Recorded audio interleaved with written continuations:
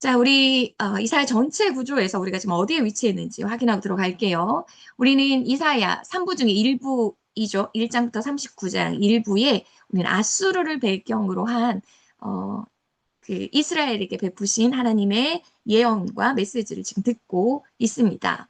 그중에 우리는 1장에서 12장에 해당되는 유다의 심판에 대한 메시지를 듣고 있는데요. 우리가 어디까지 지금 진도가 나갔을까요? 자, 1장부터 우리 간단히 보도록 하겠습니다.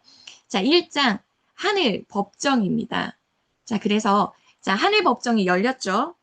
언약 파기죄 고소했습니다. 유죄 판결 받았습니다. 하지만 하나님께서 사죄를 선포하셨습니다.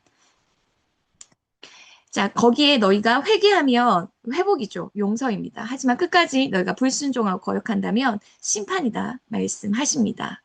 자, 2장은 여러분 여호와의 날입니다. 그래서 열방이 시온으로 몰려드는 평화의 시대 메시아 왕국이 열릴 거다. 말씀하셨습니다.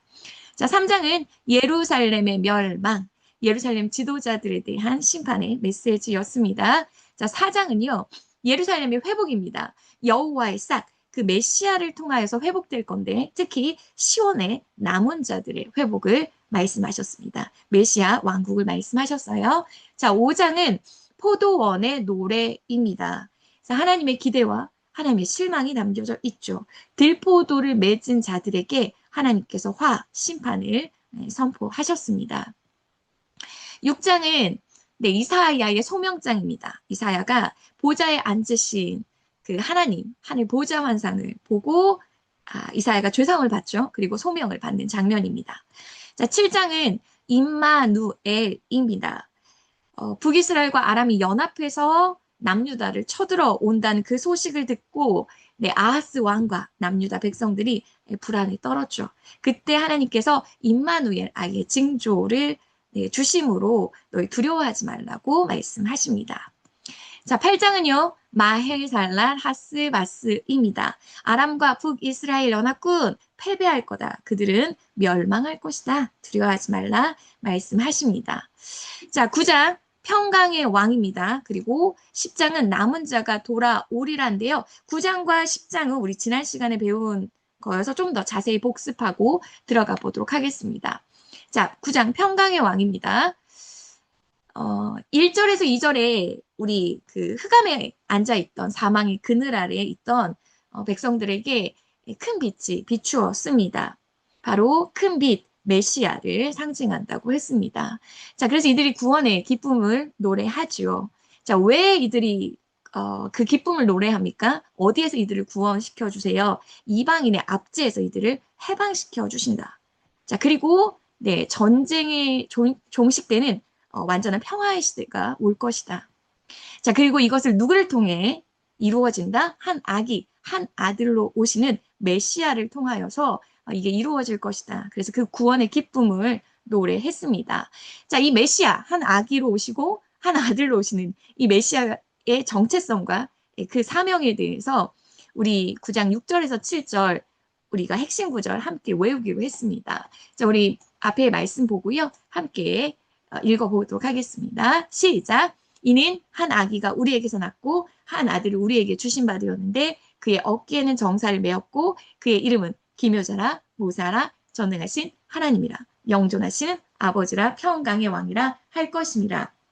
그 정사와 평강의 더함이 무궁하며 또 다윗의 왕자와 그의 나라에 군림하여 그 나라를 굳게 세우고 지금 이후로 영원히 정의와 공의로 그것을 보존하실 것이라. 만군의 여호와의 열심히 이를 이룰 것이다. 네, 그래서 메시아 왕국의 완전한 평화의 시대를 이야기했습니다. 자, 이어지는 9장 8절부터 10장 4절까지는요. 하나님을 거부한 북이스라엘에 대한 심판 선언입니다. 4중으로 이 심판 선언을 하셨어요. 에브라임 북이스라엘의 교만과 심판에 대해서 말씀하셨죠. 그래서 그의 손이 여전히 펴져 있으리라. 그리고 백성을 미혹하는 지도자들에 대한 심판을 선언하셨습니다. 그의 손이 여전히 펴져 있으리라. 그리고 하나님의 심판이 이 진노의 불길로 이들을 심판한다 하셨죠. 그리고 북이스라엘 지파들의 분열이 있었습니다. 자, 그의 손이 여전히 펴져 있으리라. 자, 마지막 불의한 법령을 만드는 자들에 대한 심판을 선언하셨습니다. 그럼에도 그의 손이 여전히 펴져 있으리라. 하나님의 심판은 계속된다고 말씀하셨습니다. 자, 그리고 우리가 10장도 공부했죠. 10장은 남은 자가 돌아오리라입니다.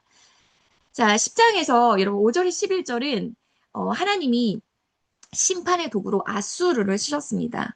그래서 아수르는 하나님의 징계의 막대기입니다. 누구를 징계하신 거예요? 경건치 아니한 나라들, 특히 하나님의 나라인 북이스라엘과 남유다를 이야기하는 겁니다.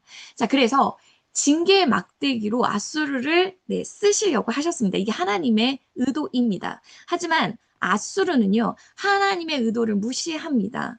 그러니까 하나님께서는 징계로 약탈 원정, 그러니까 약탈하고 다른 나라를 약탈하고 침략하는 정도를 생각하셨는데 아수르는요 그걸 넘어서서 그 선을 넘어서서 나라들을 다 멸망시켰죠.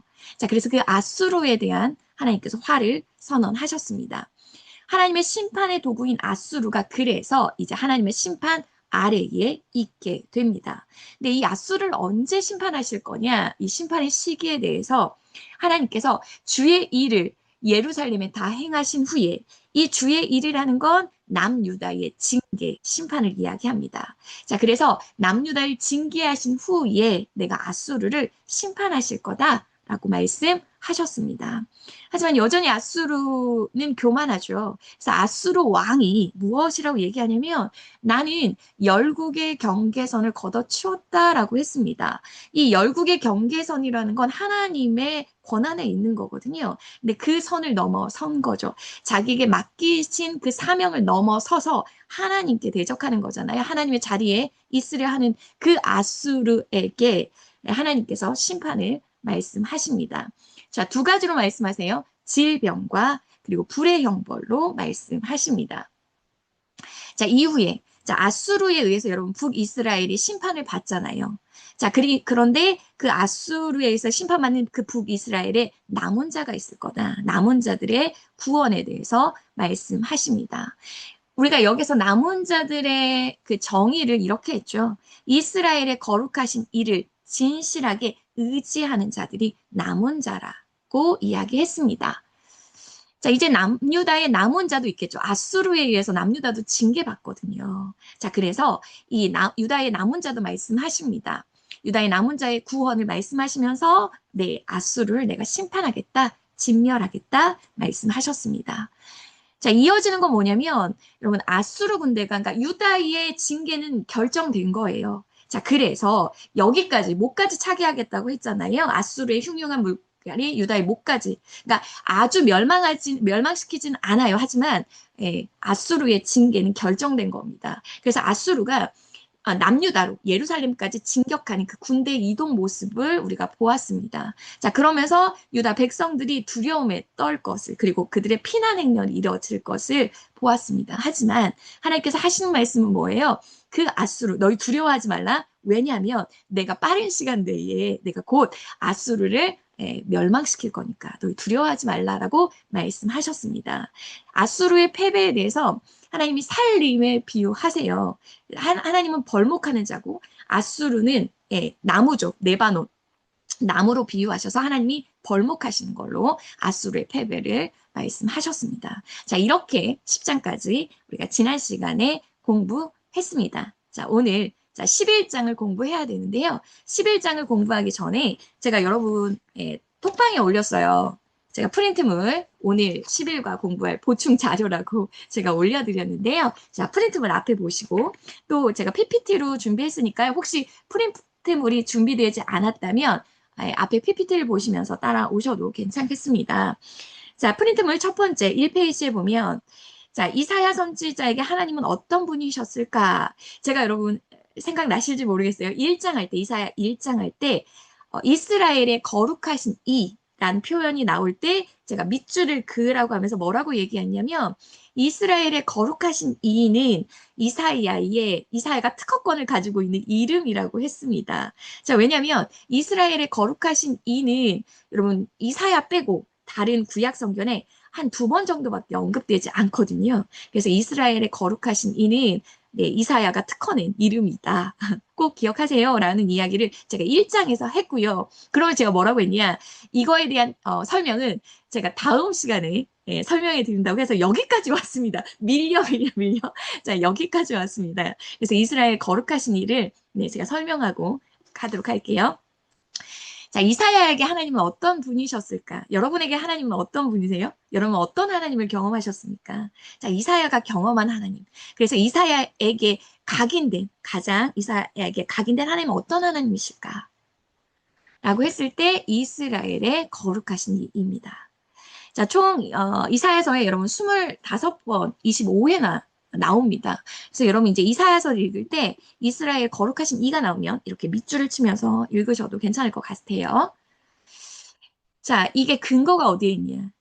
여러분 이사야가 어떤 하나님을 경험했습니까? 네, 이사야 6장에서 네, 이사야가 소명을 받을 때 하나님의 거룩하신 그 환상을 봤죠. 그 환상이 어떤 환상이었습니까? 왕이신 하나님께서 보좌에 왕으로 앉아있는 그 환상. 그 거룩하신 하나님 앞에 이사야가 화로다 나요. 나는 망하게 되었도다 라고 고백하잖아요. 그 거룩하신 하나님을 보았습니다. 자, 그 옆에, 양 옆에 네, 스랍들이 하나님의 거룩하심을 찬양하며 선포했습니다.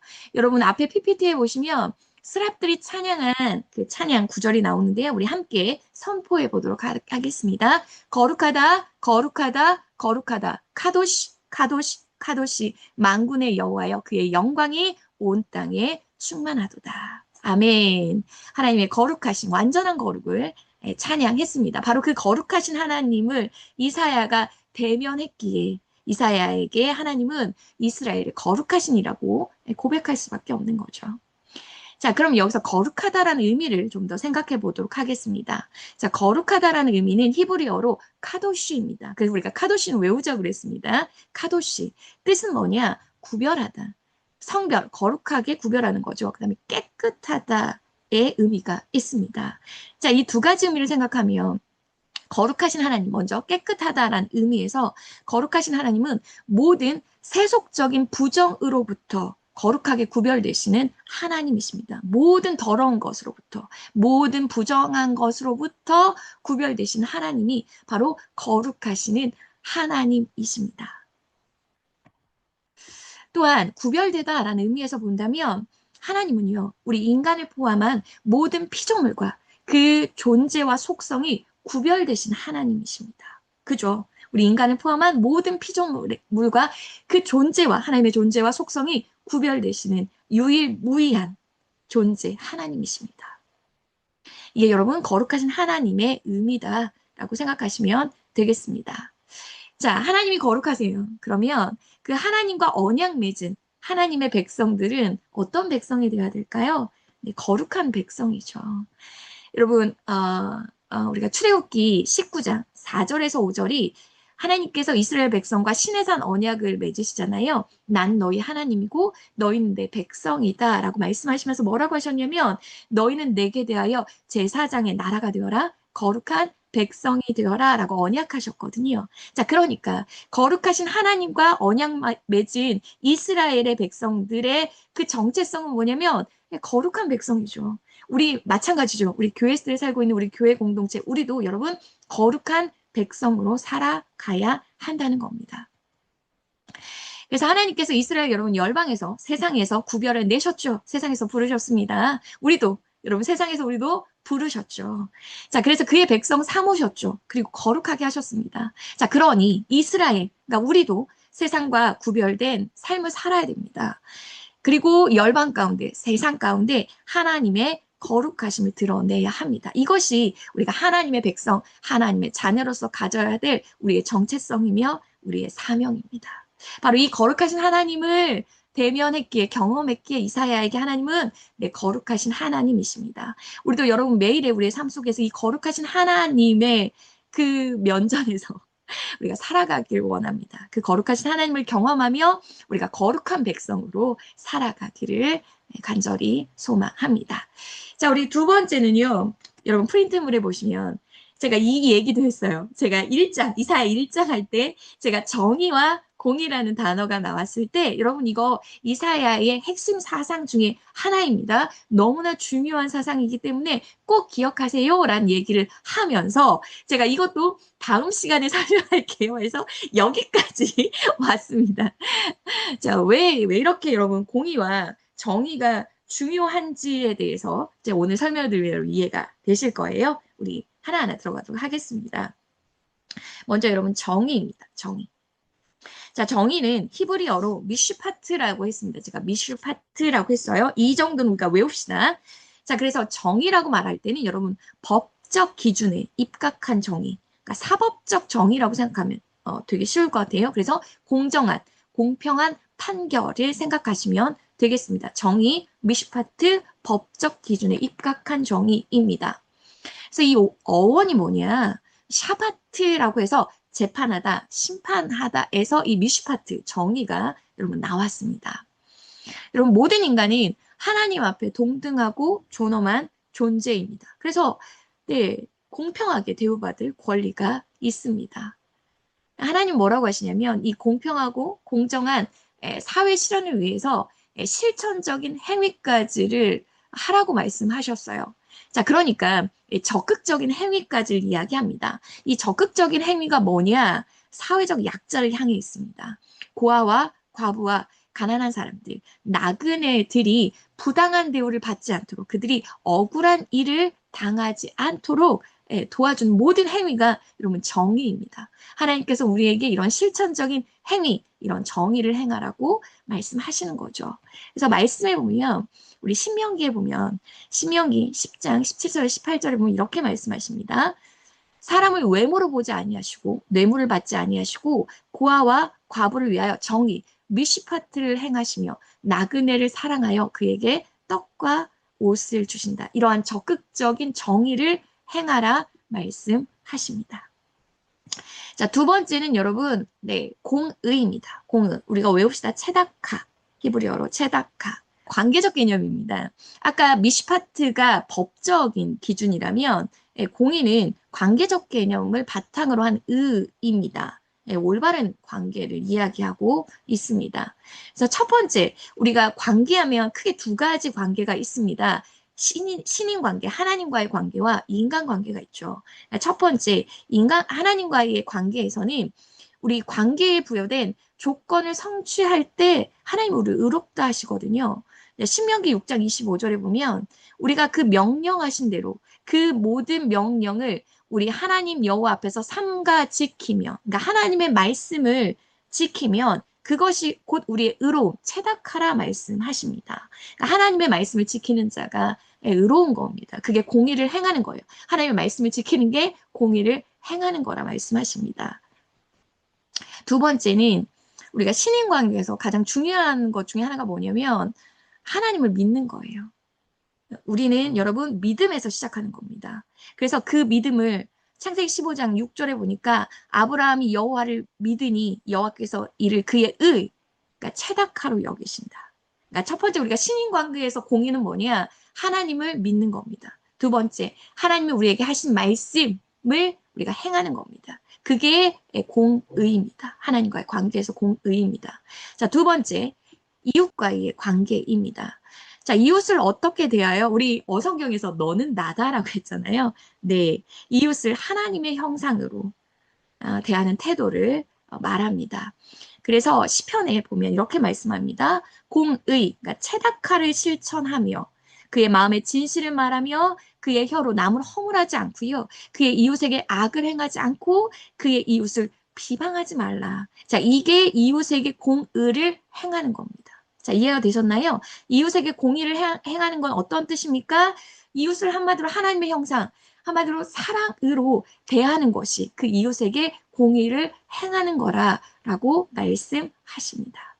그래서 여러분 정의 미슈파트, 공의 체다카 기억하셨으면 좋겠는데요. 이게 이렇게 따로 쓰임, 이렇게 어떻게 보면 이런 개념들 제가 여러분에게 말해준 이런 정의들이 구분되어 쓰일 때도 있지만 혼용되어 쓰일 때도 있습니다. 그러니까 정의라는 이 개념에 공의를 쓸 때도 있고요. 공의라는 개념에 정의를 이렇게 혼용해서 쓸 때도 있더라고요. 그래서 여러분, 정의와 공의가 이러한 개념을 가지고 있는데 이걸 혼용해서 쓰기도 한다라고 생각하시면 되겠고요. 또한 공의라는 체다카라는 이 체다카는 넓은 의미 그리고 정의가 좁은 의미여서 이 미슈파트가 체다카 속에 들어간다. 이렇게 생각하셔도 여러분 무방합니다. 또한 공의와 정의는 여러분 늘 거의 한 쌍처럼 쌍둥이처럼 같이 다녀요. 공의와 정의가 늘 한 쌍처럼 같이 다니기 때문에 이 개념들을 여러분 안에 정돈에 있으면 좋을 것 같습니다. 그래서 정의를 행한다는 것이 무엇인지, 공의를 행한다는 것이 무엇인지 여러분 안에 이 개념들을 정돈해 놓으셨으면 좋겠습니다. 이 정의와 공의가 왜 이렇게 중요하냐면요. 하나님이 꿈꾸시던 그 나라, 제사장의 나라가 이 공의와 정의로 다스려지는 나라이기 때문에 그렇습니다. 자, 그래서 하나님이 아브라함을 부르신 목적, 하나님이 이스라엘 부르신 그 목적이 무엇이냐? 자, 창세기 12장 1절에서 3절 너무나 중요한 말씀이죠. 땅의 모든 족속이 너로 말미암아 복을 얻을 것이다. 자, 여러분 여기서 복이라는 건 무슨 복이라고 얘기했습니까? 하나님을 아는 복입니다. 하나님을 아는 복. 이스라엘이 먼저 하나님을 알게 되었잖아요. 그래서 이 하나님의 아는 복을 만민 가운데 선포하는 겁니다. 만민 가운데 전하는 겁니다. 자, 또한 하나님의 백성이 되는 복입니다. 이스라엘 먼저 하나님 선민이라고 하죠. 먼저 하나님의 백성이 되었잖아요. 그래서 그 하나님의 백성이 되는 복을 만민 가운데 전하는 것입니다. 이것이 하나님께서 아브라함을 부르시고 하나님의 나라 이스라엘 세우신 여러분 목적입니다. 그런데 이 나라는 어떻게 다스려져야 되냐?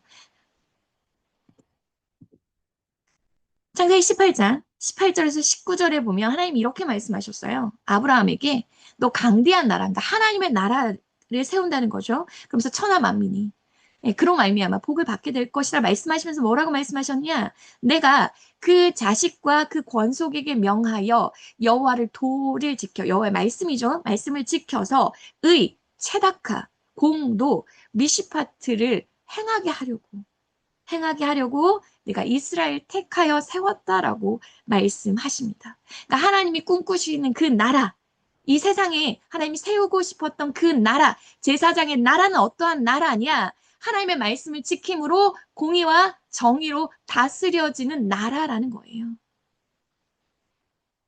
여러분 이렇게 누가 다스렸습니까? 여러분 다윗이 하나님이 그토록 바라셨던 다윗이 그 제사장의 나라, 공의와 정의로 다스려지는 나라를 다윗이 이루었습니다. 자, 그래서 사무엘하 8장 15절에 보면 다윗이 온 이스라엘을 다스려 모든 백성에게 정의, 미슈파트와 공의, 체다카를 통치했다라고 말씀하고 있습니다. 자, 그래서 다윗이 어떤 나라를 이루었어요? 하나님 그토록 꿈꾸셨던 나라, 바로 제사장의 나라를 이루었습니다. 공의와 정의로 다스려지는 그 나라를 이루었습니다. 그래서 다윗 이후의 왕들은 다윗의 길로 가면 됩니다. 하지만 다윗 이후의 왕들이 다윗의 길로 가지 못했죠. 그 결과 멸망이고 심판이었습니다. 하지만 하나님께서 다윗을 통하여서 누구를 예표하셨습니까? 메시아를 예표하셨습니다. 그래서 이 메시아가 오셔서 통치할 그 메시아의 그 통치 핵심은 뭐냐? 똑같다는 겁니다. 자, 예레미야 33장에 보면 이렇게 되어 있어요. 그날에 내가 다윗에게서 한 공의로운 가지를 나게 하리니 그가 이 땅의 정의, 체다카, 공의, 미시파트를 실행할 것이라 라고 말씀하셨습니다. 즉 다윗의 후손으로 메시아가 오셔서 공의와 정의로 다스릴 것이다. 그게 메시아 왕국이다라고 말씀하셨죠. 또한 우리가 지난 시간에 배운 이사야 9장에서 7절에 메시아가 오셔서 한 아들로 오셔서 그가 다윗의 왕자 또한 그의 나라의 군림에서 나라를 세우십니다. 근데 그 나라를 어떻게 다스리냐? 영원한 정의입니다. 체다카 그리고 공의 미시파트로 그 나라를 영원히 다스릴 것이라 말씀하셨습니다. 만군의 여호와의 열심히 이를 이루실 것이다 라고 말씀하셨어요. 자, 하나님이 이 땅에 세우시기 원하셨던 그 나라, 그 제사장의 나라는 어떠한 나라라는 겁니까? 공의와 정의로 다스려지는 나라라는 겁니다. 그리고 메시아가 오셔서 다스리는 그 나라, 공의와 정의로 다스리는 나라라는 거죠. 그러니까 공의와 정의가 얼마나 중요한지, 얼마나 핵심 사상인지, 여러분 이제 그 중요성이 인지가 되시죠? 네, 이제 이사야서에 보면 여러분 계속해서 이 공의와 정의라는 단어들이 계속 나올 거예요. 여러분 주목해서 보셨으면 좋겠습니다. 자, 프린트물을 보세요. 그래서 이 메시아가 이사야에서 나타난 메시아가 어떤 메시아로 이사야는 예언하고 있는지에 대해서 또 살펴보도록 하겠습니다. 자, 2페이지입니다. 여러분 2페이지에 보면 첫 번째 이사야에 나타난 메시아. 여러분 메시아라는 건 온 인류의 구원을 위하여 이 세상에 태어나실 구원자로 생각하시면 됩니다. 온 인류의 구원을 위하여 이 세상에 태어나실 구원자를 우리가 메시아라고 합니다. 자, 이사야에 나타난 메시아. 자, 어떤 메시아라고 이야기를 하냐면 첫 번째는요. 메시아는 매우 연약한 사람의 모습으로 오실 거라고 예언합니다. 그래서 이사야 선지자는 이 메시아를 생각할 때 어떤 이미지를 사용하냐면요. 싹이라는 이미지, 그리고 아이라는 이미지를 사용합니다. 말씀을 볼게요. 우리 이거 봤습니다. 이사야 4장 2절에 그날에 여호와의 싹이 아름답고 영화로울 것이다. 그래서 제가 이 여호와의 싹이 누굴 가리킨다? 누굴 상징한다? 메시아를 상징한다 라고 했습니다. 이사야 7장 14절도 우리 봤습니다. 이사야 7장 14절이 뭐예요, 여러분? 네, 하나님이 징조를 주시죠. 그 징조, 임마누엘 징조입니다. 네, 아이, 메시아를 아이로, 아이라는 그 이미지를 사용하고 있죠. 또한 우리 지난 시간에 봤죠. 이사야 9장 6절에서 한 아기가 우리에게서 낳고 한 아들을 우리에게 주신 바 되었다. 메시아가 이렇게 임할 거라고 얘기했고요. 오늘 우리가 볼 거예요. 또 11장 이사야 11장 1절에 이새의 줄기에서 한 싹이 나며 그 뿌리에서 한 가지가 나서 결실할 것이다. 자, 그러니까 메시아를 어떻게 묘사하고 있다고요? 연약한 사람의 모습, 싹과 아이란 이미지를 통해서 연약한 사람의 모습으로 오실 것을 예언하고 있습니다. 53장에 이사야 53장이 여러분 고난받는 종이잖아요. 거기에 보면 그는 하나님 앞에서 연한 순 같다, 싹과 같다라는 그 이미지를 계속해서 사용하고 있습니다. 자, 두 번째. 자, 메시아는 다윗의 후손으로 오실 거라고 예언합니다. 다윗의 후손이요. 자, 다윗의 후손으로, 메시아가 다윗의 후손으로 오실 거라는 이 예언은 어떤 거의 성취냐면 야곱의 예언의 성취입니다. 여러분, 야곱이 창세기 50장에 보면 12지파를 축복합니다. 기억나세요? 49장 보면 12지파를 축복해요. 자, 그 중에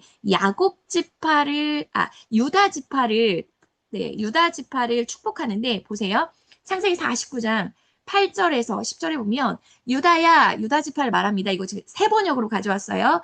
너희 형제들이 너를 찬양할 것이다. 라고 하면서 임금의 지봉, 유다를 떠나지 않고 통치자의 주의봉이 만대까지, 그러니까 영원히 이를 것이다. 그러니까 유다에서 통치자가 나와서 영원히 다스릴 것이다. 라고 예언을 했습니다. 그러면서 권능으로 그 자리에 앉을 분이 오시면 만민이 그에게 순종할 것이다. 자, 그러니까 야곱의 예언이죠. 즉 유다 지파 다윗의 후손으로 오실 메시아를 야곱이 창세기에서 이미 예언했는데 그 예언의 성취입니다. 또한 사무엘하 다윗 언약의 성취죠. 다윗 언약이 어떤 언약입니까? 다윗의 후손으로 오신 이가 영원히 그의 나라, 하나님의 나라를 다스릴 거란 예언이잖아요. 그 다윗 언약의 성취이기도 합니다. 그래서 우리가 지난 시간에 배운 이사야 9장 6절에 한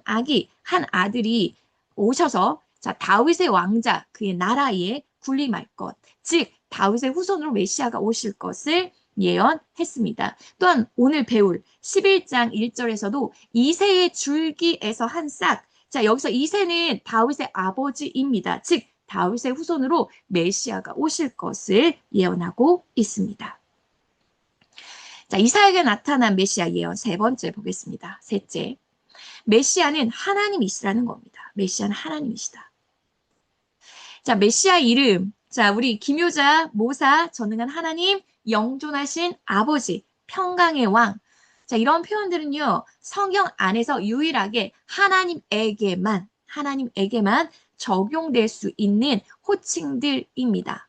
그러니까, 자, 여러분 기억나시죠? 우리가 이거 제가 그래서 외우라고 했어요. 이사야 9장에서 6절, 9장 6절에 보면 메시아는 한 아들, 그러니까 인간의 몸을 입고 오세요. 인성을 가진 분이에요. 하지만 그는 또한 어떠한 분이에요? 기묘자라, 모사라, 전능한 하나님이라, 영존하신 아버지라, 평강의 왕이라. 그는 또한 하나님이시라는 거예요. 그러니까 완전한 인간이자 완전한 하나님이시다. 이게 메시아의 여러분 존재라는 거예요. 그래서 메시아는 하나님으로 오실 거다라고 말씀하셨습니다. 자, 네 번째. 이사야에게 나타난 메시아. 자, 네 번째는 메시아는요, 인간의 죄를 대속하기 위해 오셨다고 예언합니다. 자, 먼저 메시아는 여러분, 어떠한 나라를 이루어야 돼요? 제사장의 나라. 즉, 세상의 공의와 정의를 실현하기 위해 오셨어요. 자, 그런데 이 세상의 공의와 정의를 실현하기 이전에 하실 일이 있어요. 그 하실 일이 뭐예요? 죄로 인해 깨어져 버린 하나님과 인간의 관계를 먼저 회복하는 거죠. 자, 그래서 이사야 선지자는요, 메시아가 백성들의 그 죄값을 치르기 위해서 스스로 죽음을 맞이할 것을 예언하고 있습니다. 자, 이 예언은 여러분, 메시아가 자청한 일이에요. 죽음을. 하지만 하나님의 계획이었다고 선지자는 선언합니다. 어디에 나와 있습니까? 이사야 53장입니다. 53장. 제가 여기서 53장은 자세히 보지 않는 것은 다음 학기 53장을 자세히 공부하기 때문에 그렇습니다. 자, 그래서 우리가 53장을 통해 알 수 있는 것은 메시아가 인간의 죄를 대속하기 위해서 오셨다. 자, 이것을 이사야가 예언하고 있다라는 겁니다. 자, 다섯 번째입니다. 이사야에 나타난 메시아. 여호와의 종이라고 말하고 있습니다. 이게 네 부분에 걸쳐 나와요, 여러분. 우리가 다음 가을 학기 때 배울 거예요. 42장, 49장, 50장, 52장부터 53장까지. 여기서 우리가 잘 알고 있는 것은 53장에 여호와의 종, 고난의 종이라고 알고 있잖아요. 자, 그래서 이 여호와의 종으로 오실 거다. 자, 그리고 또한 메시아는 기름 부음 받은 자, 우리 61장 기억나시죠? 메시아는 기름 부음 받은 자 그리스도로 이 땅에 오실 것이다. 또한 모든 악을 이기는 승리자로 오실 것이다. 자, 이 말씀들에 대해서는 제가 여기서 언급하지 않겠습니다. 다음 학기에 가서 이 여호와의 종, 기름 부음 받은 자, 모든 악을 이기고 승리한 자에 대해서 공부하도록 하겠습니다. 다만 여기서 우리한테는 정리하고 있으세요. 이사야에 나타난 메시아는 여호와의 종으로 기름 부음 받은 자 그리스도로 또한 모든 악을 이기신 승리자로 예언하고 있구나. 이렇게 오늘은 정리하셨으면 좋겠습니다. 자, 이렇게 우리가 이사야에 나타난 메시아까지 우리 살펴보았습니다. 자, 그래서 오늘 우리가 세 가지 정리했죠. 이사야가 경험한 하나님, 이스라엘 거룩하시니, 그리고 하나님이 이 땅에 세우시기 원하는 나라, 제사장의 나라인데 그 제사장의 나라는 공의와 정의로 다스려지는 나라다. 자, 이를 역사 속에 실현한 게 다윗이고 다윗은 메시아를 예표한다. 그래서 메시아가 통치하는 그 나라는 공의와 정의로 다스려지는 나라다. 자, 또한 메시아, 이사야에 나타난 메시아가 어떤 메시아로 예언되어 있는지까지 우리 공부했습니다. 오늘 우리 그럼 11장 드디어 들어가도록 하겠습니다. 자, 11장 구조 먼저 보고 들어갈게요. 자, 11장 여러분 외우시고 계시죠? 이 파란색은 외우셔야 돼. 내용은 알도 이 파란색 제목 정도는 여러분 외우시고 가시게요. 자, 11장은 평화의 왕이 오시리라. 느낌 오시죠? 아, 평화의 왕? 메시아를 얘기하는 거구나. 메시아 왕국에 대해서 얘기하겠구나. 라는 느낌이 오시죠? 11장 평화의 왕이 오시리라입니다. 그래서 1절부터 9절까지 메시아에 의해서 통치하는 그 나라는 평화의 나라다라는 것을 우리가 공부할 거고요. 그리고 10절부터 16절, 남은 자가 돌아오리라. 그래서 자, 우리 이 구조를 가지고 우리 내용에 들어가 보도록 하겠습니다. 자, 여러분, 이사야 11장 1절 우리 함께 읽도록 하겠습니다. 이새의 줄기에서 한 싹이 나며 그 뿌리에서 한 가지가 나서 결실할 것이요. 자, 이새의 줄기에서 난 한 싹, 한 가지가 여러분, 아, 메시아를 상징하고 있구나가 이제 딱 잡히시죠. 자, 우리 여기에 들어가기 전에 우리 지난 10장이 어떻게 끝났는지를 잠깐 상기시켜 볼게요. 자, 10장 맨 마지막 부분이 33장 34절인데요. 이렇게 말씀하셨어요. 주 만군의 여호와께서 그 가지를 꺾는다 말씀하셨죠. 그 장대한 자 찍힐 거다라고 말씀하셨어요. 그 높은 자. 자, 그리고 그 레바논, 그 백ben 배신이 레바논. 자, 이 보세요, 여러분. 이 가지, 장대한 자, 높은 자, 레바논이 상징하는 건 무엇을 상징합니까? 아수르를 상징했죠. 내가 아수르 이렇게 나무가 벌목되듯이 내가 아수르를 베어버리겠다, 아수르를 멸망시키겠다라고 말씀하셨습니다. 기억나시죠? 이 아수르는 여러분 세상 제국을 대표하고 있습니다. 그러니까 10장 끝이 어떻게 끝났냐면 레바논의 울창한 산림처럼 그 위용을 자랑하던 세상 제국 급속한 몰락이죠. 하나님의 심판을 통해서 급속하게 몰락할 것이다. 네, 말씀하셨어요. 자, 그런데 이어지는 오늘 11장 1절이 뭐라고 되어 있어요? 이새의 줄기에서 한 싹이 나며 그 뿌리에서 한 가지가 나서 결실, 즉 열매를 맺을 거다. 여러분, 대비를 이루고 있습니다. 자, 보세요. 자, 이 말은 뭐냐면 다윗 왕조, 즉 유다도 여러분 심판받죠. 그죠? 아수르만 심판받는 거 아니었잖아요. 우리가 계속해서 전에 1장부터 10장까지 보면 주로 유다의 심판이었습니다. 그죠? 심판을 받지만 하나님 말씀하는 건 완전히 멸하지는 않겠다라고 말씀하시잖아요. 그죠? 자, 그래서 뿌리채 뽑힌 것은 아닙니다. 뭐가 남아있어요? 구루터기요. 자, 그 구루터기에서 싹이 돋아난다. 지금 무엇을 얘기하냐면 이 구루터기에 싹을 틔우기 시작한 메시아 왕국을 이야기합니다. 메시아 왕국.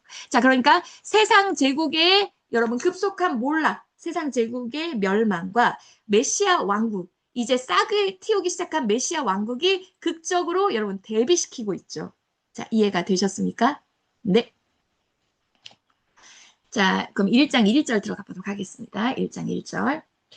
자, 이새의 줄기에서 한 싹이 나며, 자, 여기까지 먼저 볼게요. 자, 이새의 줄기에 밑줄을 한번 그어 보시겠어요? 이새의 줄기에 밑줄을 한번 그어 봅시다. 자, 여기에서 여러분, 한 싹까지, 이새의 줄기에서 한 싹까지 밑줄을 그어 볼게요. 자, 1절 통해 우리가 알 수 있는 건, 자, 하나님이 새로운 구원 역사를 시작하실 거예요.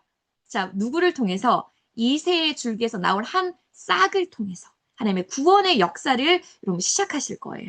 자, 그런데 우리가 한 싹이라고 했을 때 우리에게 낯설지 않은 것은 우리가 어디에서 봤습니까? 이사야 4장 여러분 2절에서 봤어요. 앞에 PPT 보세요. 여러분 교재엔 제가 쓰여 있지 않아요. 자, 이사야 4장 2절에 보면 자, 그날에 여호와의 싹. 여러분 계속 반복하는 거 여러분 잊지 마세요. 지금 계속 제가 반복시키고 있어요. 왜냐면 여러분에게 계속 각인시키려고 반복시키는 거예요.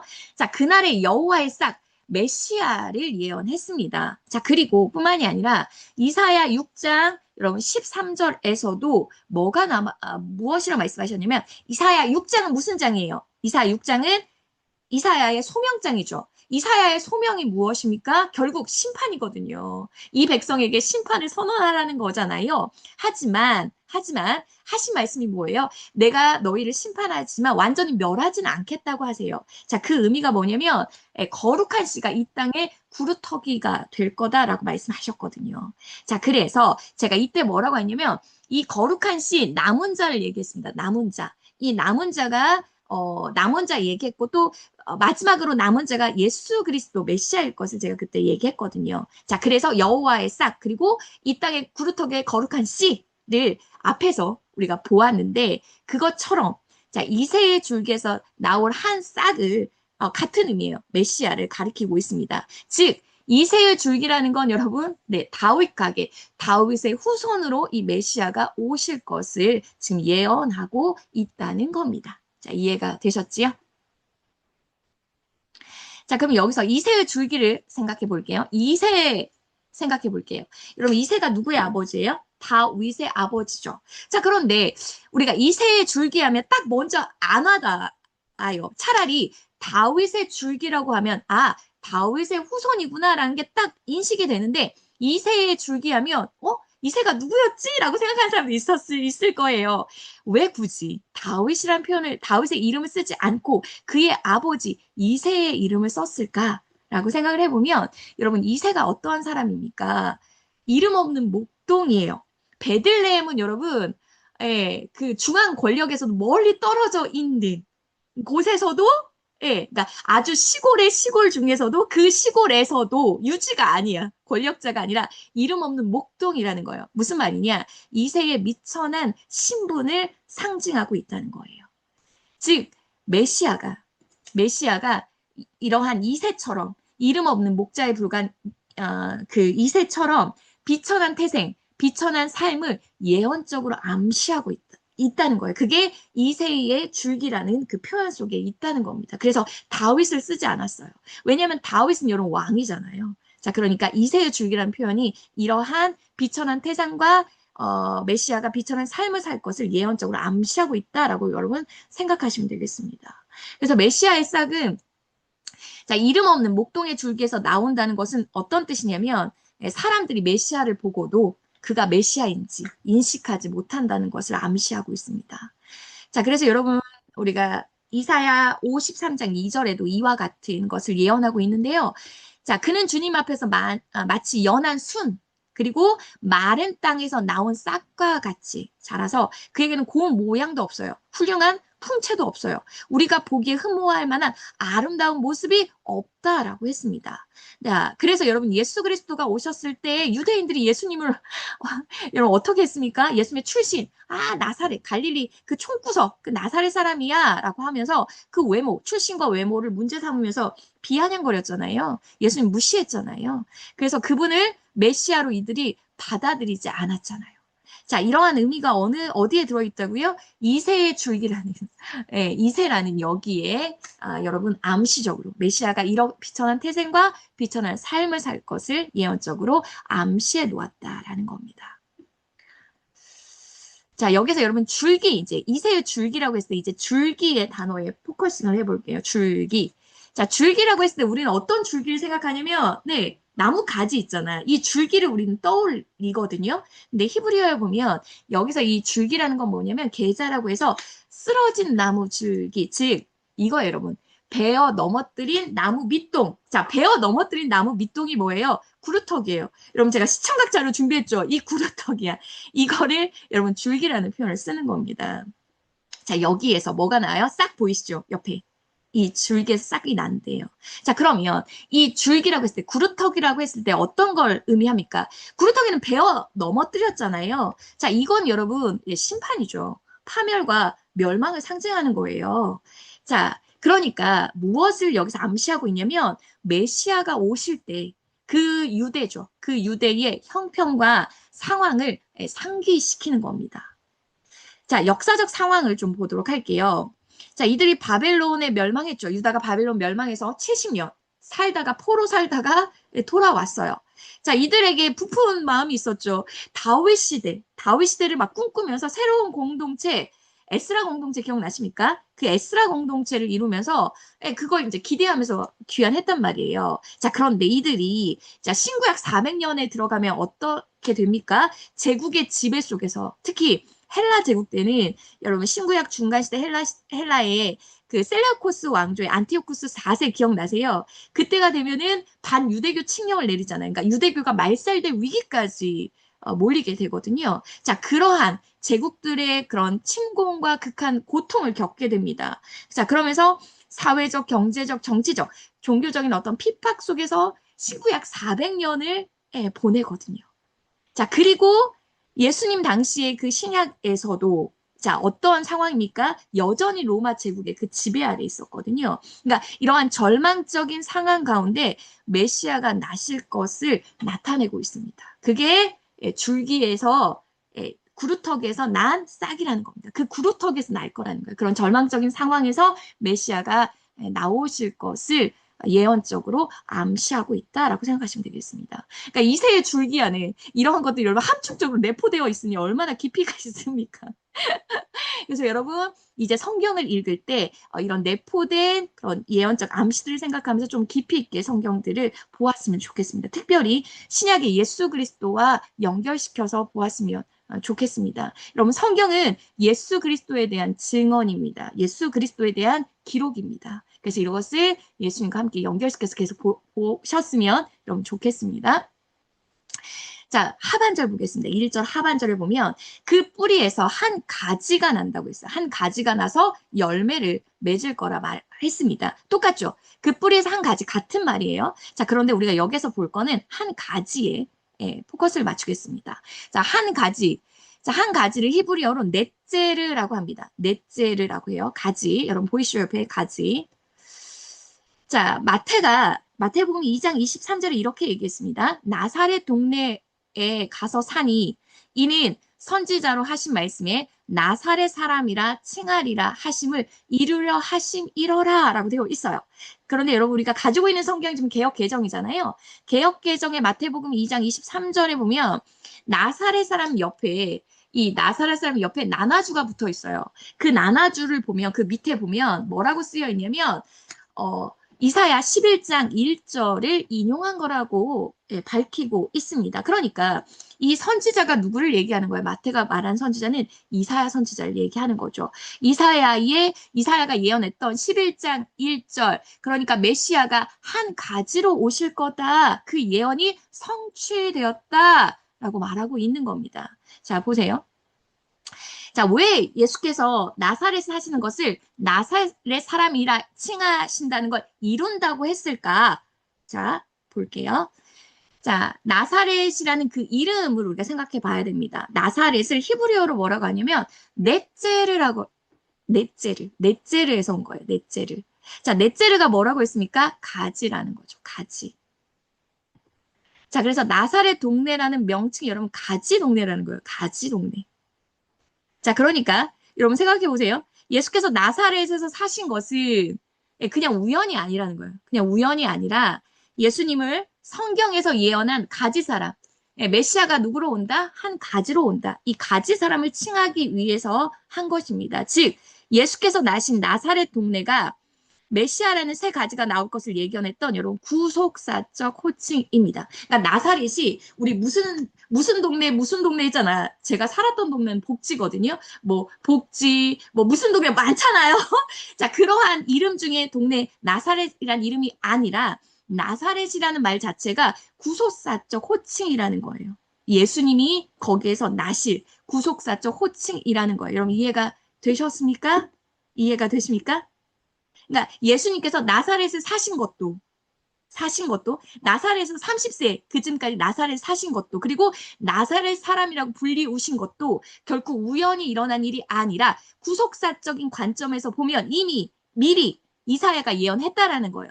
그는 가지로 오실 것인데 그 메시아가 가지로 오실 것이다. 그리고 예수는 그 가지 동네, 나사렛 동네에서 사시고 나사렛 사람을 부르신 것은 바로 이 이사야 예언의 성취다. 그러니까 마태가 이걸 찾아낸 거예요. 마태가 예수님을 나사렛 사람이라고 부른 거, 나사렛 동네에 사신 거 이사야 예언의 성취야.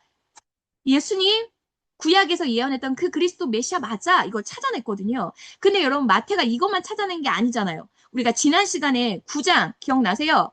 예, 이사야 9장 1절에서 2절 뭐예요? 흑암에, 그러니까 스불론과 납달리 땅이 거기에 빛이 비추어서 거기에 영화롭게 됐다. 자, 이거를 마태가 찾아내잖아요. 마태복음 4장 12장 17절 기억나시죠? 그래서 예수님께서 갈릴리 지방에서 사역하신 것이 누구의 성취다? 이사야의 예언의 성취다. 예수 그리스도는 구약에서부터 예언되어 온 메시아 그 그리스도다라는 것을 마태가 찾아내서 인용하잖아요. 마찬가지로 그렇듯이 지금 이 나사렛 사람도 마태가 찾아내서 이야기했습니다. 자, 이렇게 제가 왜 이렇게 열심히 설명하냐면 여러분 구약과 신약은 따로 분리된 책이 아니에요. 구약과 신약을 연결해서 특히 예수 그리스도 이 구속사적 관점에서 연결해서 여러분 읽어야 여러분의 성경의 깊이가 더 깊어지고 더 풍성해집니다. 그래서 제가 이렇게 애써 이 연사가 주장하는 겁니다. 1절에서 메시아를 어떻게 얘기했습니까? 이새의 줄기에서 난 한 싹이다. 가지다라고 얘기했습니다. 이제 그 비유의 주인공이죠. 그 비유의 주인공인 메시아를 전면에 부상시킵니다. 그게 2절이거든요. 2절 읽겠습니다. 자, 그에 위해 여호와의 영, 곧 지혜와 총명의 영이요, 모략과 재능의 영이요, 지식과 여호와를 경외하는 영이 강림하시리니, 여호와의 영이라는 건 즉 여러분 성령님을 이야기한 거죠. 즉 메시아 위에 누가 오신다는 거예요? 성령님이 강림하신다. 성령님이 임재하신다는 거예요. 이거는 구약에 뭐 하나님께서 뭐 사사들, 그러니까 하나님의 종을 쓸 때 기름을 부으시잖아요. 특히 사사들. 여호와의 기름이 부어지잖아요. 그건 일시적인 거죠. 영원한 게 아니지만 메시아는 다릅니다. 메시아는 그의 일생 동안 여호와의 영, 즉 성령님께서 머무실 것을 말하고 있습니다. 자, 우리 메시아를 한번 생각해 봅시다. 메시아의 출생 어떻게 됐나요? 성령님으로 잉태되셨죠. 자, 그리고 예수님께서 메시아의 사역을 시작하실 때 그 시작하는 게 뭐예요? 어떤 것을 시작했나요? 세례 요한에게 세례를 받으심으로 그 공생애를 시작하셨잖아요. 자, 예수님께 세례 받을 때 성령이 비둘기처럼 예수님 머리 위에 내리셨잖아요. 즉 성부 하나님께서 예수님의 그 메시아 사역을 공적으로 승인하신 거거든요. 자, 그리고 성령의 임하심으로 이제 성령의 능력으로 사역하십니다. 누가복음 4장에 보면 예수님께서 나사렛 회당에 들어가셨어요. 그래서 글을 읽으세요. 이사야의 글을 읽으시면서 뭐라고 하셨냐? 18절에 주의 성령이 내게 임하셨으니 라고 하면서 그 메시아의 사역, 가난한 자에게 복음을 전하고, 자, 이런 메시아의 사역을 말씀하시면서 이 이사야의 이 글이 너희 귀에 응하였다. 즉 내가 이사야가 예언한 바로 그 메시아, 그 그리스도다라고 말씀하셨거든요. 자, 이때 우리가 보면 메시아에게 예수 그리스도의 성령이 임해서 성령의 능력으로 이런 메시아 사역을 하셨구나라는 것을 알 수 있습니다. 또한 예수님께서 십자가에 죽으시고 그리고 부활하시잖아요. 이 부활 첫날에 제자들에게 뭐라고 말씀하셨냐? 앞에 PPT 보세요. 뭐라고 말씀하셨냐면, 자, 예루살렘 떠나지 말고 내게 들은 바 아버지께서 약속하신 거 기다리라 하셨어요. 예수님께서 목요일 잡히시던 전날 밤에 다락방 강론에서 내가 떠나면 너희에게 누구를 보내주겠다? 보혜사 성령님을 보내주겠다고 했거든요. 바로 그걸 말씀하신 거죠. 그러니까 성령님을 너희 기다려라 말씀하셨어요. 그리고 예수님 승천하셨잖아요. 자, 그리고 오순절에 성령님이 오셨어요. 이 성령의 오심의 현상에 대해서 베드로가 해석 설교하는 부분 중에 2장 33절에 뭐라고 말하냐? 하나님께서 예수를 높이 올려 자기 오른쪽에 앉히셨습니다. 이것은 예수님께서 부활하셔서 지금 하나님의 오른편, 보좌 우편에 앉아 계십니다. 예수님의 승천을 말씀하십니다. 자, 그리고 그 예수님께서 아버지로부터 약속하신 성령을 받아서 우리에게 부어주셨습니다. 즉 무슨 얘기냐? 예수님의 구속사역 후에 예수님께서 아버지께 성령을 받아서 당신의 이름을 증거하고 고백하는 모든 이들에게 성령을 부어 주셨다라는 겁니다. 자, 그러니까 이 메시아 그의 일생 동안 성령이 머무르실 것을 지금 나타낸다라는 걸 우리 알 수 있고요. 자, 그러면 여호와의 영, 성령에 대해서 이렇게 얘기합니다. 그 성령의 영은 지혜와 총명의 영이다. 그리고 모략과 재능의 영이다. 지식과 여호와를 경외하는 영이다라고 말씀하셨어요. 자, 성령이 무엇을 얘기하냐면 여러분 통치에 필요한 능력이라고 생각하시면 됩니다. 그러니까 성령님이 메시아에게 그 메시아 왕국을 그러니까 통치에 필요한 능력을 부어 주신 것입니다. 그 첫 번째가 뭐다? 지혜와 총명의 영이라는 거예요. 자, 여기서 지혜라는 건 여러분 호크마이고요. 호크마 많이 들어봤죠? 그리고 총명이라는 건 빈인데 호크마가 외적인 분별력이라면 총명은요. 그것보다 호크마보다 더 깊은 내적 통찰력을 의미합니다. 그래서 지혜와 총명은 이해력, 통찰력, 분별력을 의미합니다. 자, 이게 어디에 필요할까요? 말씀을 통해 볼게요. 신명기 1장 13절에 모세 혼자만 재판하고 막 이렇게 하니까 너무 힘든 거예요. 그래서 이제 지도자들을 세워요. 자, 그때 모세가 뭐라고 하냐면 각 지파에서 지혜, 호크마가 있고 분별력, 이 빈이 있는, 이 총명이 있는 경험 많은 자를 세우라. 내가 그들을 당신들의 지도자로 세우겠다. 그러니까 지도자의 자질이죠. 지도자의 자질이 이 지혜와 총명이라는 겁니다. 자, 또한 여러분 우리가 너무나 잘 알고 있는 솔로몬의 지혜 기억나시죠? 솔로몬이 하나님께 듣는 마음을 달라고 하죠. 왜? 재판할 수 있도록. 선악을 분별, 총명입니다. 빈. 자, 그러자 하나님께서 응답하시죠? 네 말대로 내가 지혜롭고 호크마, 총명함, 빈, 총명, 지혜와 총명을 너에게 주겠다. 즉, 통치할 수 있는, 재판할 수 있는 그 능력이 뭐냐? 지혜와 총명이라는 거야. 그걸 메시아에게 부어주셨다라는 겁니다. 자, 두 번째는 뭐냐면 모략과 재능의 영입니다. 자, 모략이라는 건 어떠한 정책과 전쟁을 기획하는, 계획하는 능력입니다. 자, 그러면 여러분 이게 계획만 했다고 끝나는 게 아니잖아요. 이게 실행되어야 되죠. 그 실행될 능력이 뭐냐? 재능입니다. 재능. 그래서 재능은 여러분 여기서 우리가 개혁개정은 재능이란 말로 이거를 해석을 했는데 재능보다는 능력이나 여러분 권능이 맞습니다. 능력이나 권능이 맞습니다. 그래서 이 정책과 전쟁을 수행할 수 있는 능력을 의미합니다. 자, 이게 여러분 왕들이 가져야 될 필수 덕목이죠. 통치, 재판, 전쟁. 다 왕들이 가져야 할 필수 덕목, 필수 능력을 부어주셨다라는 의미입니다. 자, 가장 중요한 건 세 번째입니다. 지식과 여호와를 경외하는 영입니다. 여기서 지식이라는 건 세상 지식이 아니라 여호와를 아는 지식, 디아트를 이야기합니다. 자, 이 지식은 여러분 이론적인 지식에서 넘어서죠. 하나님의 뜻을 깨닫고 그것을 행하는 겁니다. 그러니까 하나님의 뜻대로 통치하는 지식입니다. 하나님의 뜻대로 통치한다는 겁니다. 그리고 여호와를 경외함입니다. 여호와를 경외함. 자, 여기서 이르아라고 했을 때 이르아는 여러분 무서움입니다. 두려움입니다. 그러니까 왕은 하나님께 대해서 절대적인 두려움과 그 복종, 순종이죠. 네, 그것으로 하나님의 뜻으로 나라를 다스려야 된다는 거예요. 그게 바로 메시아 왕국이라는 겁니다. 자, 왜요? 여러분 보세요. 지혜와 총명, 그리고 모략과 재능은 일반적인 세상의 왕들도 가지고 있습니다. 그 정도의 차이가 있죠. 능력의 정도의 차이가 있지만 지혜, 총명, 모략과 재능으로 다스리거든요. 이거 왕의 기질이니까요. 하지만 세상 왕과 이 메시아 왕의 가장 큰 차이가 뭔지 아십니까? 바로 여호와를 아는 지식과 여호와를 경외함입니다. 이게 왜요? 메시아는 어떤 존재이기 때문에 하나님의 대리 통치자이기 때문에 그렇습니다. 자, 그래서 이러한 능력을 받았잖아요. 통치 능력을 받았죠. 그래서 메시아의 그 통치의 형태를 이제 묘사하고 있는데요. 3절에서 5절입니다. 자, 우리 얼른 가봅시다. 자, 3절에서 5절은 우리 이선정 집사님 3절, 4절, 5절 읽어주세요. 그가 여호와를 경외함으로 즐거움을 삼을 것이며 그의 눈에 보이는 대로 심판하지 아니하며 그의 귀에 들리는 대로 판단하지 아니하며 공의로 가난한 자를 심판하여 정직으로 세상의 겸손한 자를 판단할 것이며 그의 입의 막대기로 세상을 치며 그의 입술의 기운으로 악인을 죽일 것이며 공의로 그의 허리띠를 삼으며 성실로 그의 몸의 띠를 삼으리라. 예, 이게 메시아의 지금 통치 형태를 묘사하고 있는데요. 어디서 갑시다. 3절. 그가 여호와를 경외함으로 즐거움을 삼는다. 자, 여기에서 여러분 여기까지 원문으로 하면 어떤 뜻이냐면, 교재에 없어요. 여기 앞에 보실까요? 여호와 경외를 코로 호흡한다는 거예요. 자, 즐거움을 삼는다는 건 코로 호흡한다. 왜냐면 이 즐거움을 삼을 것이라는 그 번역의 단어가 뭐냐면, 루아흐입니다. 루하흐.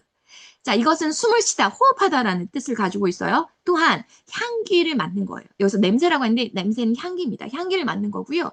또 하나님께서 제사를 흠양하신다라는 표현을 루하르라고 합니다. 그리고 기뻐하다라는 그 의미도 여기에 포함되어 있습니다. 자, 그래서 두 가지 의미로 우리가 생각하면 될 것 같아요. 첫 번째는 말 그대로 호흡하는 겁니다. 숨을 쉬는 거고요. 두 번째는 뭐냐면 좋은 향기를 맡으면 여러분 어떤 마음이 들어요? 향기 맡으면 되게 즐겁고 만족함이 들잖아요. 그래서 이 두 가지 의미로 한번 해석을 해보면 첫 번째, 여호와를 경외함을 호흡으로 삼고 살아간다는 겁니다. 자, 우리가 호흡하면서 사는 듯이 여호와를 경외함이 우리의 호흡이라는 거죠. 이 말은 무슨 말입니까? 우리의 생각과 우리의 말과 우리의 행동, 우리의 삶의 전체가 여호와를 경외하는 걸 구현해내는 삶이라는 거예요. 자, 이렇게 여호와를 경외함을 일상의 호흡으로 삼고 살아간다는 거예요. 누가요? 메시아가 그런다는 거죠. 자, 두 번째 의미. 자, 향기로운 꽃향기를 숨을 쉬듯이 그러니까 여호와를 경외로 참된 만족과 즐거움을 삼는 겁니다. 그러니까 여호와를 경외하는 것을 참된 만족과 즐거움으로 삼고 살아가는 거예요. 이게 여호와를 경외함이다. 여호와를 경외함을 즐거움을 삼는다라고 생각하셨으면 좋겠습니다. 자, 이게 가능한 게 왜 가능합니까? 메시아에게는 어떤 능력이 있습니까? 네, 성령의 능력 중에 여호와를 아는 지식과 여호와를 경외하는 영이 부어졌기 때문에 그렇습니다. 자, 두 번째는요. 자, 하반절, 3절 하반절 읽겠습니다. 그의 눈에 보이는 대로 심판하지 않고 그의 귀에 들리는 대로 판단하지 않는다라고 했습니다. 자, 이게 가능한 게 무엇입니까? 자, 메시아에게는 어떠한 능력이 있습니까? 총명과 지혜와 총명이 있기 때문에 가능합니다. 왜요? 지혜와 총명은 사람의 겉모습으로 판단하지 않죠. 사물을 꿰뚫어 볼 수 있습니다. 옳고 그름을 판단할 수 있는 통찰력이 있기 때문에 그 분별력이 있기 때문에 사람의 겉모습을 보고 판단하지 않고요. 그 중심을 보고 판단하는 겁니다. 그래서 우리가 사무엘상 16절에도 사람을 외모로 보지 아니하시고 여호와는 중심을 보신 것처럼 하나님의 대리 통치자인 이 메시아도 사람의 겉모습으로 통치하지 않고 재판하지 않고요. 그 중심을 보고 재판할 수 있는 겁니다. 자, 4절에 보면 또한 무엇으로 재판을 하냐면요. 공의입니다. 가난한 사람들 공의로 재판하고 세상에서 억눌린 사람들 바르게 논지한다. 제가 사전은 세 번역으로 이런 거 가져왔습니다. 자, 그래서 그가 하는 말은 몽둥이가 되어 잔인한 자를 치고, 자, 그가 내리는 선고, 왜냐하면 지금 재판이잖아요. 그러니까 선고는 사악한 자를 사형에 처한다라고 말했습니다. 5절도 여러분 같은 맥락으로 보면, 자, 공의죠. 공의를 그의 허리띠로 삼습니다. 그리고 성실을 그의 몸의 띠로 삼습니다. 자, 그러니까 그가 통치하는 그 통치 원리의 핵심, 그가 판단하는 도구는 뭐냐? 공의와 정직, 즉 공의와 정의입니다. 공의와 정의. 그래서 그의 입에 막대기라고 했을 때는 여러분 그가 네, 신적 권위입니다. 하나님의 권위를 가지고 판결하는 겁니다. 재판하고 판단하는 겁니다. 자, 그러면 어떠한 세상이 만들어지냐면 이 메시아가 신적인 권위를 가지고 공의와 정의로 세상을 통치하면 어떤 세상이 만들어지냐면 더 이상 악인들이 지배하지 않는 세상이죠. 왜? 불의가 사라지거든요. 불법이 사라지거든요. 더 이상 악인이 발붙일 수 없는 세상이 되는 겁니다. 뭐가 사라진다고요? 불법과 불의가 사라지는 공의와 정의가 기준이 되는 이 평화의 시대가 도래한다는 거죠. 이게 메시아 왕국이라는 겁니다. 자, 어떤 의미인지 알겠죠? 메시아 왕국은 어떤 왕국이 될 거다? 공의와 정의가 기준이 되는 불법과 불의가 사라지는 평화의 시대다. 이 시대가 메시아의 왕국이다라고 하는 겁니다. 자, 이게 가능한 이유는 여호와의 영, 어떤 영이요? 여호와를 아는 지식, 여호와를 경외하는 영, 그리고 지혜와 총명의 영, 그리고 그것을 실행할 수 있는 모략과 재능의 영이 부어졌기 때문에 이러한 메시아 왕국이 이루어질 것이다 라고 말하고 있습니다. 그래서 여러분 교재에 보면 메시아의 통치 실현 있죠. 메시아의 통치 실현. 자, 내적으로는 자, 여호와를 경외하죠. 그죠? 여호와의 뜻에 따라 통치하고 여호와를 경외합니다. 그리고 외적으로는 어떤 나라가 세워집니까? 공의와 정의로운 그 나라, 그 을을 세우는 나라로 세워진다는 겁니다. 자, 이제 여러분, 6절부터, 자, 6절부터 9절까지는 그러면 이 메시아가 통치하는 세상은 어떤 모습일까를 그리고 있습니다. 묘사하고 있는데요. 우리 6절, 7절, 8절, 9절은 우리 김정은 집사님 좀 빠른 속도로 읽어주세요.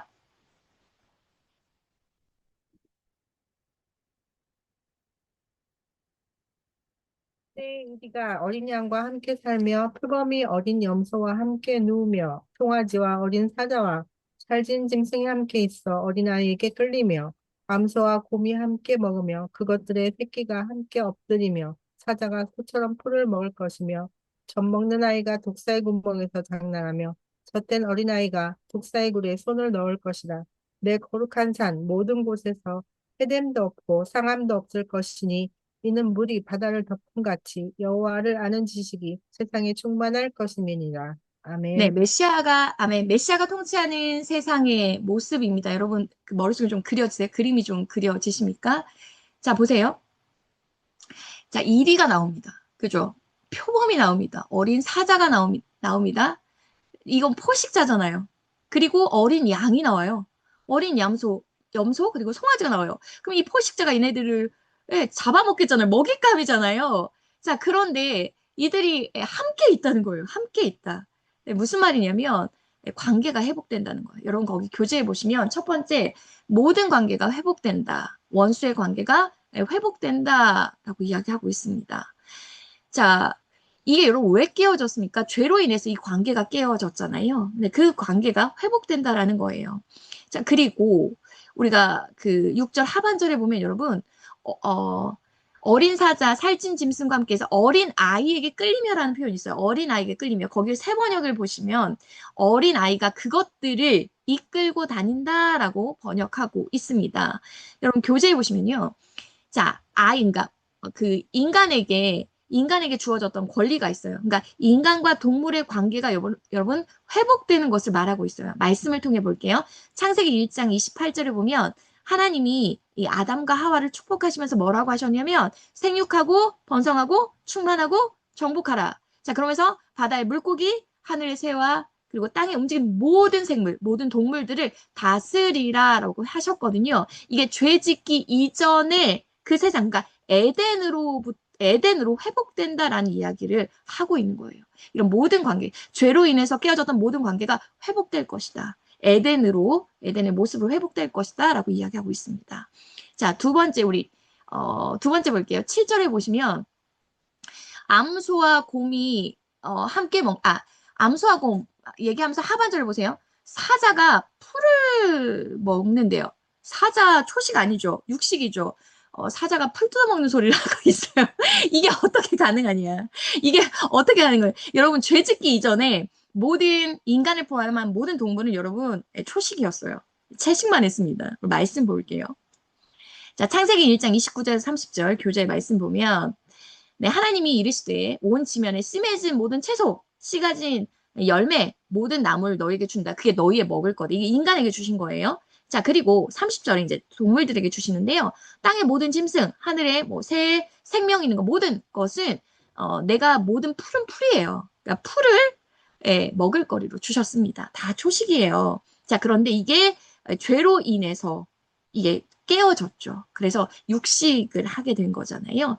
그런데 그게 이제 다시 원상복귀가 된다는 거죠. 에덴의 모습으로 회복된다라고 말씀하셨습니다. 자, 8절에 보세요. 자, 8절에 보면 아이가 나오고 독사가 나와요. 그런데 그 아이가 세상에 독사굴에 손을 넣는데요. 이러면 안 되잖아요. 자, 생각해 보세요.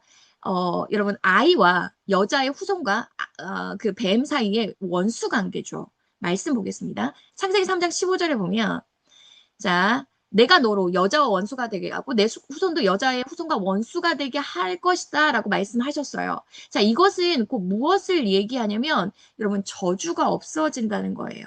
뱀의 독이라는 건 여러분 죄와 저주, 악을 의미합니다. 즉 죄와 저주와 악이 없어지는 거예요.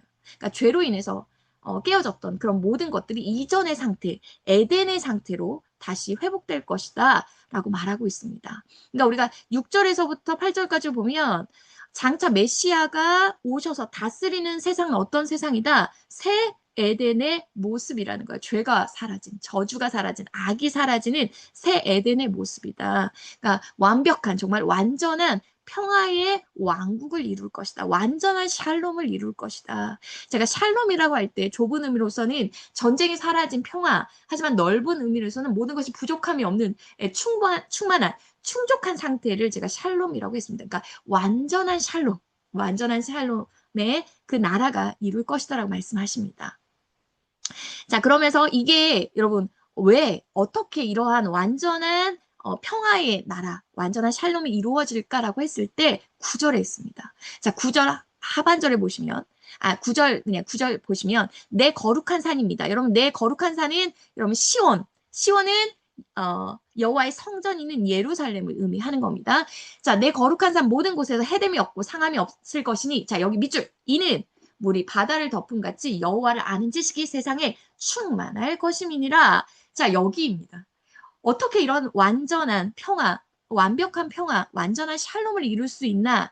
이유가 뭐라고요? 물이 바다를 덮음 같이 여호와를 아는 지식이 세상에 충만할 것이기 때문이다 라고 말하고 있습니다. 자, 여기서 여호와를 아는 지식, 디아트입니다. 여러분, 디아트. 자, 이게 그냥 지적인 게 아니죠, 여러분. 하나님과 인격적인 관계를 통해서 하나님과 진실되고 온전한 관계를 통해서 하나님을 체험적으로 인격적으로 아는 지식입니다. 또한 이 지식을 가진 자는 하나님의 뜻대로 살아가는 자들입니다. 자, 그러니 하나님의 뜻대로 살아가는 자들이 자기의 이웃을 해할 수 있습니까? 예, 동물들, 모든 피조물들 해할 수 있습니까? 모든 생물을 해할 수 있습니까? 아니죠. 사랑으로 대하겠죠. 그러다 보니 이 사회는 어떠한 사회가 됩니까? 완전한 평화의 시대가 올 수밖에 없는 겁니다. 자, 그래서 여러분 하박국서 밑에 보면 하박국 2장 14절에 동일한 메시지를 주고 있죠. 이는 물이 바다를 덮은 같이 여호와의 영광을 인정하는 것이 세상에 가득함이라. 여기서 인정하는 것이 여러분 히브리어로 야다입니다. 야다가 뭐예요? 여호와를 아는 지식이라고 제가 얘기했죠. 그래서 밑에 쉬운 성경에 보면 이렇게 번역했습니다. 자, 쉬운 성경 우리 같이 읽어봅시다. 마치 물이 바다를 덮은 것 같이 나 여호와의 영광을 아는 지식이 땅에 가득 찰 것이다. 자, 그래서 이러한 완전한 샬롬, 완전한 평화의 나라가 임할 것이다. 누가 다스리는? 메시아가 다스리는 평화의 시대가 이를 것이다 라고 이야기하고 있습니다.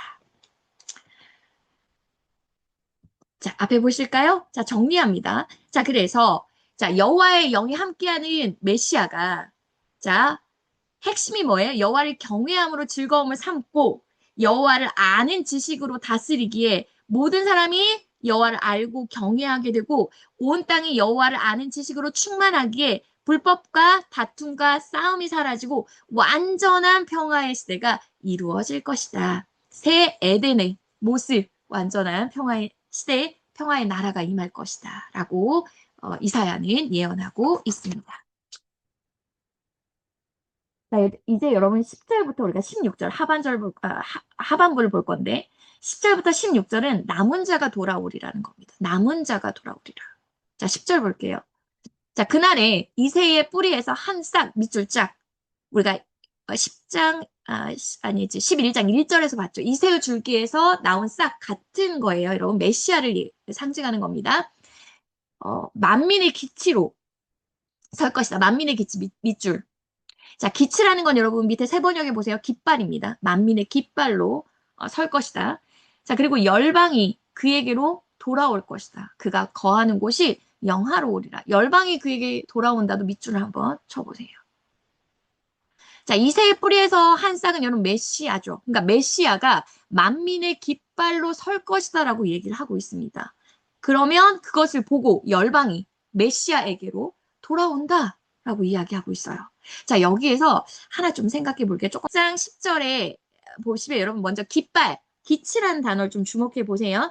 여기서 깃발은 네스라고 해가지고 무엇을 의미하냐면 말 그대로 깃발이에요. 기둥, 그 다음에 들려진 것, 그리고 높은 장대를 의미합니다.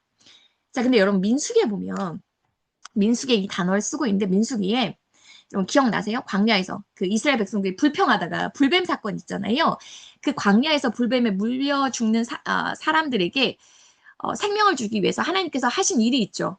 네, 노뱀을 만들어서 장대에 매달아라 말씀하시잖아요. 그래서 말씀해 보면 민수기 21장에 보면 네, 불뱀을 만들어서 장대 네스 위에 매달아라. 물린 자마다 그 노뱀을 만들어 그 장대 네, 그걸 보면 쳐다본 지 모두 산다라고 말씀하셨어요.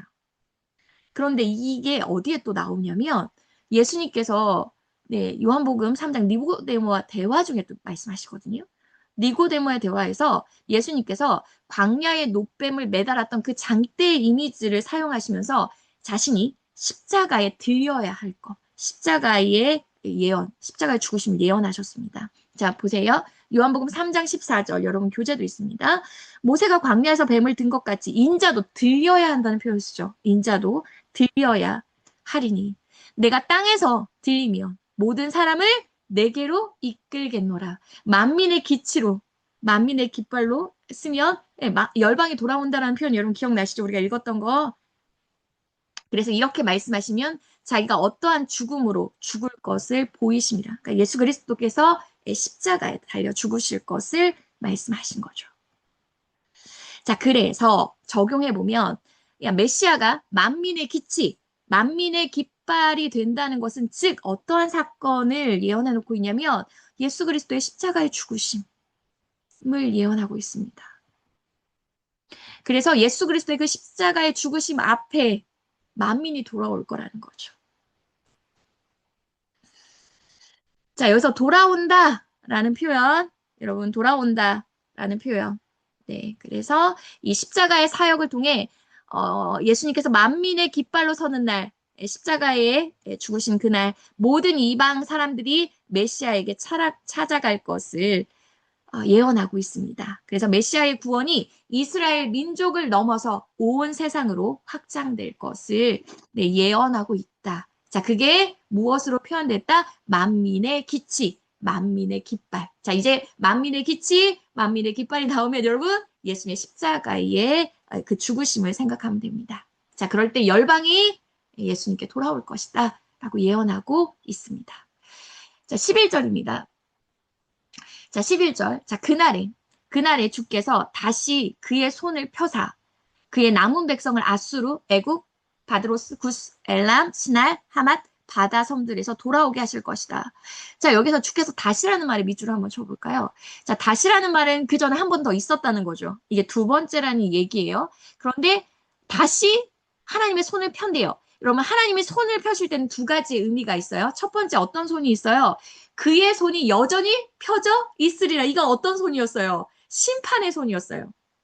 자, 두 번째는 어떤 의미가 있어요? 구원의 손입니다. 하나님 손을 펴실 땐 또한 구원의 손입니다. 이 두 가지의 의미가 있는데 여기 11절에서는 하나님의 손을 펴실 때는 구원의 손을 의미합니다. 하나님께서 구원의 손을 다시 펴신다는 겁니다. 자, 그래서 구원의 손을 펴서 하실 일이 뭐예요? 그의 남은 백성의 밑줄 짝. 남은 자. 자, 남은 자가 돌아오리라 했죠. 계속 남은 자를 얘기하고 있습니다.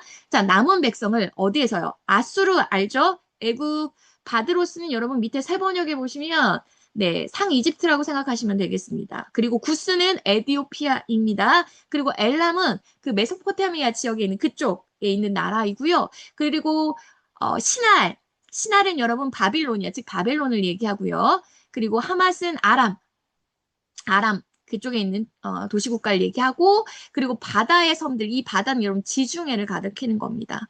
그러니까 바다의 섬들이라는 건 즉 그 지중해 지역의 해변, 그러니까 두로와 시돈 그 지역을 지금의 레바논 지역 그 지역을 이야기하는 겁니다.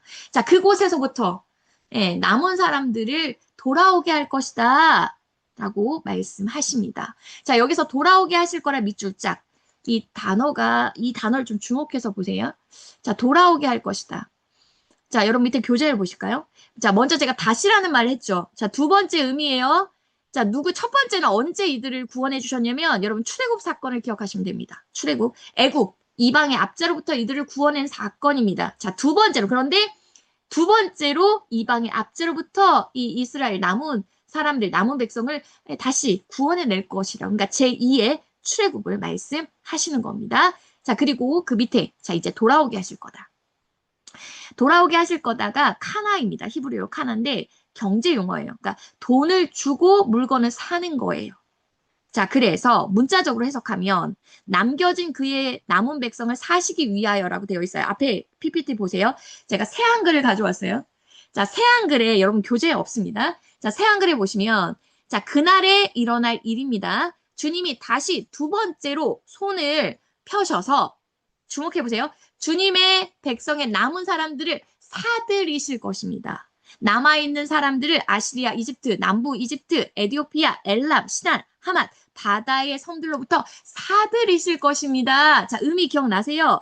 백성을 사들이신다는 거예요. 백성을 다시 자기 소유로 삼으신다는 표현입니다. 자, 교재 보세요.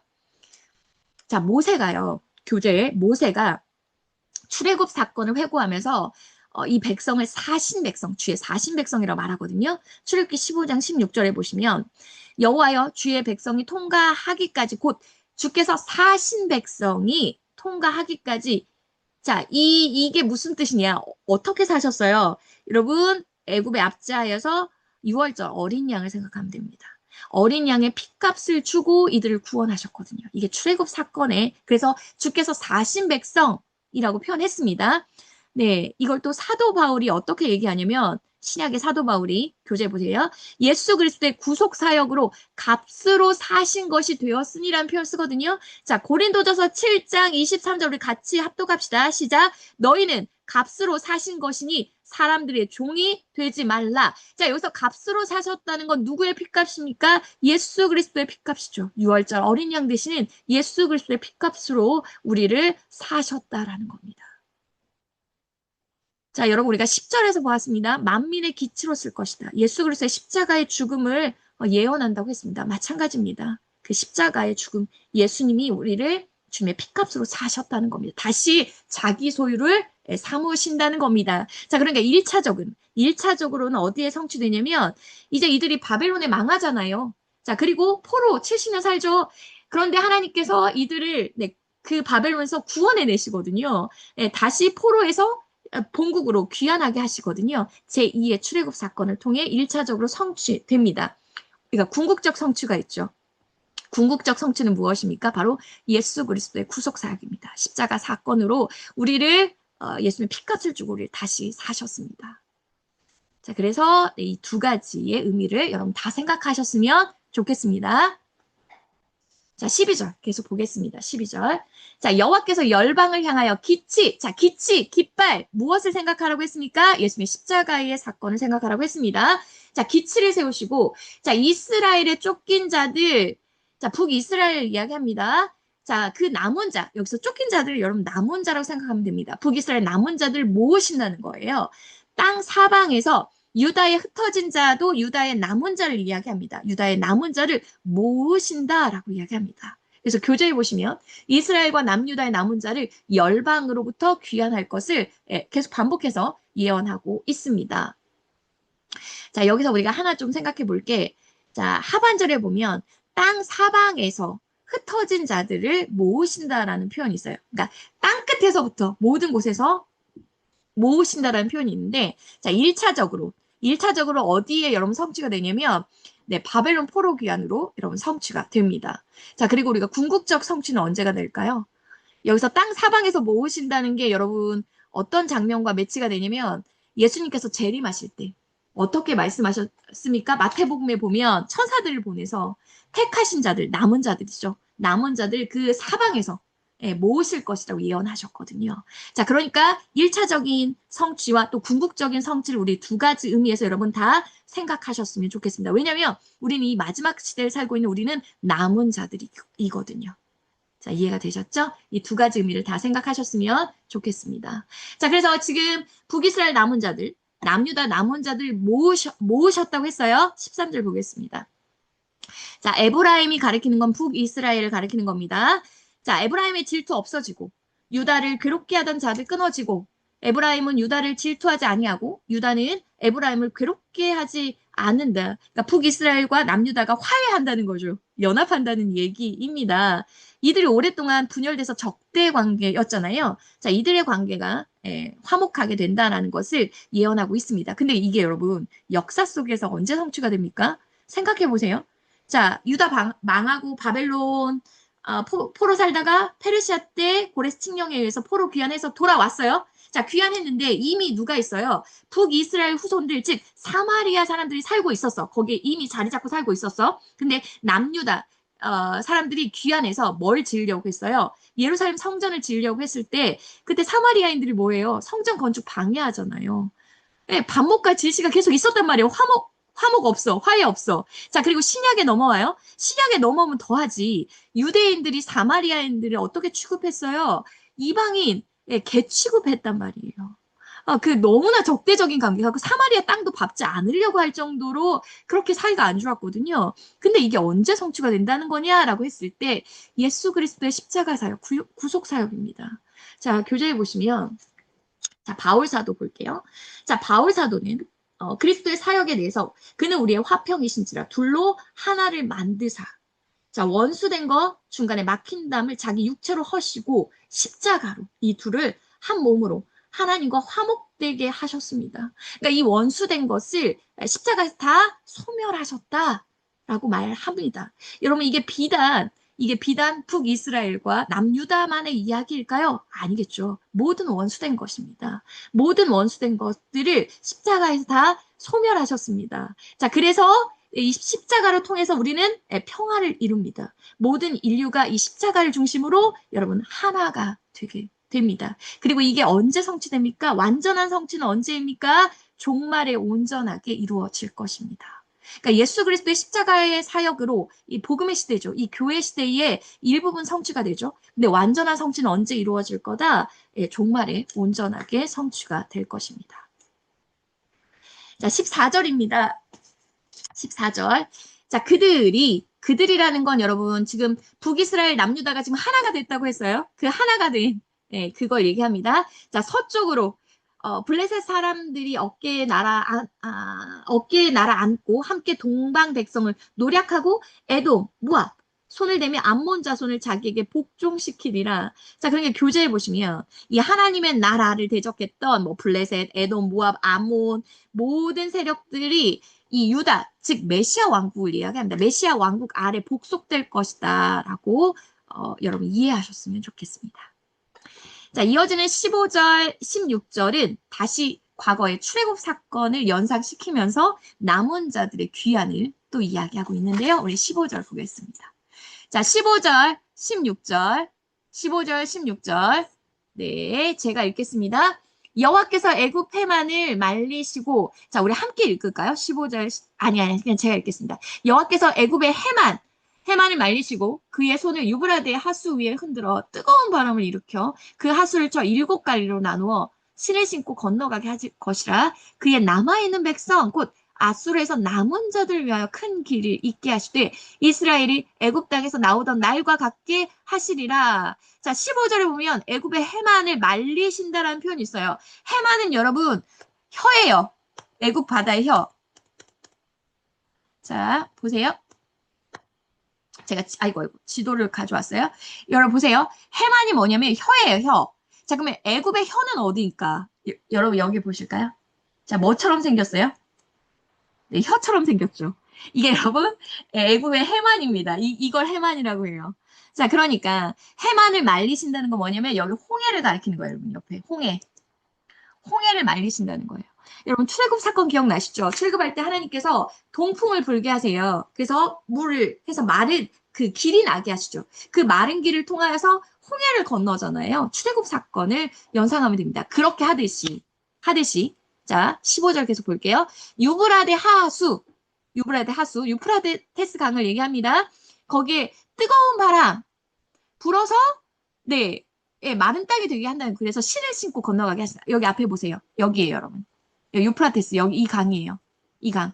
그러니까 이 유프라테스 강을 홍해처럼 바람을 불어서 그렇게 마른 땅, 그 길을 내게 하신다는. 그래서 여기를 통과해서 어디로? 가나안 땅으로 이렇게 돌아오게 하실 거다. 그러니까 유프라테스 여기가 이 메소포타미아 가리키는 건 뭐예요? 바벨론이잖아요. 그러니까 바벨론으로부터 포로 귀환할 거다라는 것을 지금 15절, 16절 보면 더 확실해. 16절 볼게요.